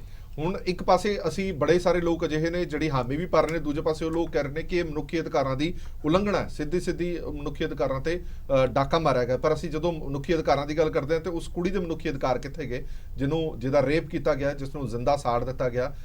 ਕੀ ਇਹ ਫੈਸਲਾ ਅਦਾਲਤਾਂ ਤੇ ਹੀ ਛੱਡ ਦੇਣਾ ਚਾਹੀਦਾ? ਜੋ ਪੁਲਿਸ ਦੀ ਕਾਰਵਾਈ ਹੈ ਉਹ ਬਿਲਕੁਲ ਇੱਕ ਪਾਸੜ ਰਹੀ ਹੈ। ਮੈਂ ਬਿਲਕੁਲ ਇਹੀ ਸਵਾਲ ਮੇਰੇ ਅੰਦਰ ਉੱਠ ਰਿਹਾ ਸੀਗਾ। ਬੇਸ਼ੱਕ ਗਰਗ ਸਾਹਿਬ ਨੇ ਠੀਕ ਗੱਲ ਕਹੀ ਕਿ ਡਾਂਗ ਨਹੀਂ ਡਰ ਪੈਦਾ ਕਰਨ ਦੀ ਲੋੜ ਹੈ, ਮੈਚਿਓਰ ਡੈਮੋਕ੍ਰੇਸੀ ਨਵਕਿਰਨ ਜੀ ਨੇ ਗੱਲ ਕਿਹਾ ਕਿ ਐਸਟੈਬਲਿਸ਼ ਕਰਨ ਦੀ ਲੋੜ ਹੈ, ਪਰ ਗੱਲ ਇਹ ਹੈ ਕਿ ਉਹ ਇੱਕ ਲੜਕੀ ਦਾ ਜਿਹੜਾ ਫੰਡਾਮੈਂਟਲ ਰਾਈਟ ਹੈ ਉਹ ਕਿੱਥੇ ਹੈਗਾ ਹੈ। ਔਰ ਤੁਸੀਂ ਦੇਖੋ ਸਿਸਟਮ ਦੇ ਸਾਰੇ ਫੇਲ ਨੇ, ਜੁਡੀਸ਼ਰੀ ਫੇਲ ਹੈ, ਲਾਅ ਐਂਡ ਆਰਡਰ ਫੇਲ ਹੈ। ਅਸੀਂ ਅੱਜ ਦਾ ਦਿਨ ਤੱਕ ਆਪਣੀ ਪੁਲਿਸ ਨੂੰ ਵੀ ਕਿਹੜਾ ਸੈਂਸਿਟਾਈਜ਼ ਕਰ ਸਕੇ ਹਾਂ। ਇਸ ਤੋਂ ਪਹਿਲਾਂ ਅਕਸਰ ਕੀ ਹੁੰਦਾ ਹੈ, ਇੱਕ ਜਿਹੜਾ ਮਤਲਬ ਸਟਿਗਮਾ ਜਿਹੜਾ ਫੇਸ ਕਰਨਾ ਪੈਂਦਾ ਵਿਕਟਿਮ ਨੂੰ, ਔਰ ਉਸ ਤੋਂ ਇਲਾਵਾ ਜਿਹੜਾ ਕੰਪਰੋਮਾਈਜ਼ ਦੇ ਪ੍ਰੈਸ਼ਰ ਪੈਂਦੇ ਨੇ, ਮਤਲਬ ਉਹਨੂੰ ਕਿੰਨੇ ਇੱਕ ਰੇਪ ਤੋਂ ਬਾਅਦ ਵੀ ਕਿੰਨੇ ਤਸ਼ੱਦਦ ਇੱਕ ਲੜਕੀ ਨੂੰ ਝੱਲਣੇ ਪੈਂਦੇ ਨੇ। ਇਹਦਾ ਮਤਲਬ ਸਾਡੀ ਪੁਲਿਸ ਵੀ ਮੈਚੁਰ ਨਹੀਂ ਹੋਈ, ਨਾ ਅਸੀਂ ਸੈਂਸਿਟਾਈਜ਼ ਕਰ ਸਕੇ ਹਾਂ ਕਿ ਕਿਸੇ ਦੇ ਵਿੱਚ ਅਸੀਂ ਉਹ ਇੱਕ ਡਿਊਟੀਫੁਲਨੈਸ ਵਾਲੀ ਗੱਲ ਨਹੀਂ ਭਰ ਸਕੇ ਹਾਂ, ਉਹ ਕਾਨੂੰਨ ਨਹੀਂ ਸਮਝਾ ਸਕੇ ਹਾਂ। ਔਰ ਇੱਥੇ ਮੈਨੂੰ ਲੱਗਦਾ ਹੈ ਕਿ ਅੱਜ ਜੁਡੀਸ਼ਰੀ ਨੂੰ ਖੜਾ ਹੋਣਾ ਪਏਗਾ ਟਾਈਮ ਬਾਉਂਡ। 7 ਦਿਨ ਥੋੜੇ ਮੈਂ ਮੰਨਦੀ ਹਾਂ, ਪਰ ਟਾਈਮ ਬਾਉਂਡ ਜਸਟਿਸ ਵੀ ਇੱਕ ਬਹੁਤ ਵੱਡੀ ਚੀਜ਼ ਹੈ, ਔਰ ਉਹਦੇ ਨਾਲ ਸਭ ਦੀ ਰਿਸਪੌਂਸਿਬਿਲਿਟੀ ਫਿਕਸ ਹੋਣ ਦੀ ਲੋੜ ਹੈ। ਬਿਲਕੁਲ ਪੋਲੀਟੀਕਲ ਐਂਡ ਤੋਂ ਵੀ ਇਹਦੀ ਬਹੁਤ ਵੱਡੀ ਲੋੜ ਹੈ ਕਿ ਜੇ ਸਟੇਟ ਦੇ ਵਿੱਚ ਹਰ ਨਾਗਰਿਕ ਸੇਫ ਨਹੀਂ ਹੈ, ਸੇਫਟੀ ਐਂਡ ਸਿਕਿਉਰਿਟੀ ਜਿਹੜਾ ਸਭ ਤੋਂ ਪਹਿਲਾ ਇਸ਼ੂ ਹੈ, ਜੇ ਅਸੀਂ ਉਹਨੂੰ ਨਹੀਂ ਲੈ ਸਕਦੇ, ਮਿਨੀਮਮ ਡਿਸਪਲਿਨ ਨਹੀਂ ਤੈਅ ਕਰ ਸਕਦੇ। ਅੱਜ ਲੋੜ ਹੈ ਮਿਨੀਮਮ ਡਿਸਪਲਿਨ ਦੀ। ਸਾਡੇ ਕੋਲੇ ਪਹਿਲੀ ਗੱਲ ਤੇ ਤੁਸੀਂ ਕਹੋ ਕਿ ਪਰ ਹੈਡ ਜਾਬਾ ਦੇਖਾਂਗੇ, ਸਾਡੇ ਕੋਲ ਐਨਫੋਰਸਮੈਂਟ ਹੀ ਨਹੀਂ ਹੈਗੀ, ਸਾਡੇ ਕੋਲ ਵਿਮਨ ਪੁਲਿਸ ਆਫੀਸਰਸ ਹੀ ਨਹੀਂ ਹੈਗੇ। ਪਹਿਲੀ ਗੱਲ ਤੇ ਵਿਕਟਮ ਨੂੰ ਆਪਣੀ ਗੱਲ ਕਹਿਣ ਦਾ ਅਧਿਕਾਰ ਹੀ ਕਿਤੇ ਨਹੀਂ ਹੈਗਾ। ਮਤਲਬ ਤੁਸੀਂ ਕੇਸ ਰਜਿਸਟਰ ਕਰਨ ਲੱਗਿਆ ਜੋ ਉਹਨੂੰ ਫੇਸ ਕਰਨਾ ਪੈਂਦਾ, ਇਹ ਆਪਣੇ ਆਪ ਵਿੱਚ ਕਿੰਨੀਆਂ ਘਿਨੌਣੀਆਂ ਗੱਲਾਂ ਨੇ। ਮੈਂ ਬਿਲਕੁਲ ਸਮਝਦੀ ਹਾਂ ਕਿ ਲੋਕ ਭਾਵੁਕ ਹੋ ਕੇ ਕਹਿ ਰਹੇ ਨੇ, ਲੋਕ ਕਾਨੂੰਨ ਦੇ ਖਿਲਾਫ ਗੱਲ ਕਰ ਰਹੇ ਨੇ, ਪਰ ਇਹ ਵੀ ਤਾਂ ਦੇਖੋ ਨਾ ਲੋਕਾਂ ਦੀ ਮਾਨਸਿਕਤਾ ਕਿੱਥੇ ਪਹੁੰਚੀ ਹੈ ਵੀ ਇਨਸਾਫ ਕਿਤੇ ਹੀ ਨਹੀਂ ਹੈਗਾ, ਕਿਤੇ ਹੀ ਨਹੀਂ ਹੈਗਾ ਇਨਸਾਫ। ਇਹਦੇ ਲਈ ਅਸੀਂ ਅੱਜ ਤੱਕ ਕੀ ਕੀਤਾ, ਮਤਲਬ ਅਸੀਂ ਅੱਜ ਤੱਕ ਇਹ, ਕਿਉਂਕਿ ਮਾਸਸ ਵਿੱਚ ਹੁਣ ਸੈਂਸਿਟਾਈਜ਼ ਕਰਨਾ ਪਏਗਾ। ਹੁਣ ਇਹ ਹੈ ਕਿ ਸਾਨੂੰ ਕੱਲੇ ਨੂੰ ਜ਼ਿੰਮੇਵਾਰੀ ਚੁੱਕਣੀ, ਅਸੀਂ ਜਾ ਕਿੱਧਰ ਨੂੰ ਰਹੇ ਹਾਂ, ਸਾਡਾ ਮੁਲਕ ਕਿੱਥੇ ਪਹੁੰਚ ਗਿਆ, ਕੀ ਅਸੀਂ ਆਜ਼ਾਦ ਕੌਣ ਦੇ ਹੱਕਦਾਰ ਹਾਂ, ਕੀ ਅਸੀਂ ਡੈਮੋਕ੍ਰੈਟਿਕ ਕੰਟਰੀ ਦੇ ਵਸਿੰਦੇ। ਮਤਲਬ 50% ਜਿਹੜਾ ਤੁਹਾਡਾ ਹਿੱਸਾ ਹੈ ਅੱਜ ਵੀ, ਉਹ ਤਾਂ ਬਹੁਤ ਜਿਹੜੇ ਮੋਰ ਦੈਨ 90% ਕੇਸ ਤਾਂ ਰਜਿਸਟਰ ਵੀ ਨਹੀਂ ਹੁੰਦੇ। ਬਿਲਕੁਲ ਠੀਕ। ਉਹਨਾਂ ਦੀ ਫੇਟ ਕਿੱਥੇ ਖੜੀ ਹੈ? ਅਨਰਜਿਸਟਰਡ ਕੇसेस ਦਾ ਅਨਰਜਿਸਟਰਡ ਕੇसेस ਮੋਰ ਦੈਨ 90% ਜਿਹੜੇ ਹੈਗੇ ਔਨ ਰਿਕਾਰਡ ਹੈ।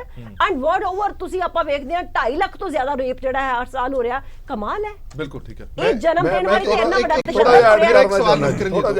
ਮੈਂ ਰੁਕੋ, ਮੈਂ ਇੱਕ ਸਵਾਲ ਨਵਕਿਰਨ ਜੀ ਤੋਂ ਪੁੱਛਣਾ ਚਾਹੁੰਦਾ। ਨਵਕਿਰਨ ਜੀ, ਆਮ ਲੋਕਾਂ ਦੇ ਵਿੱਚ ਵੀ ਇੱਕ ਧਾਰਨਾ ਬਣੀ ਹੋਈ ਹੈ, ਤੁਸੀਂ ਵੀ ਅਕਸਰ ਹੀ ਇਹ ਸੁਣਿਆ ਹੋਣਾ, ਲੋਕ ਕਹਿੰਦੇ ਨੇ ਕਿ ਕੁਝ ਨਹੀਂ ਹੋਣਾ ਜੀ ਅਦਾਲਤਾਂ ਦੇ ਵਿੱਚ, ਇਹ ਕੇਸ ਐਵੇਂ ਹੀ ਚੱਲਦੇ ਰਹਿਣੇ ਆ, ਇਹ ਲੰਬੇ ਇਦਾਂ ਹੀ ਚੱਲਦੇ ਰਹਿਣੇ ਆ ਔਰ ਮੁਲਜ਼ਮ ਛੁੱਟ ਜਾਣਗੇ।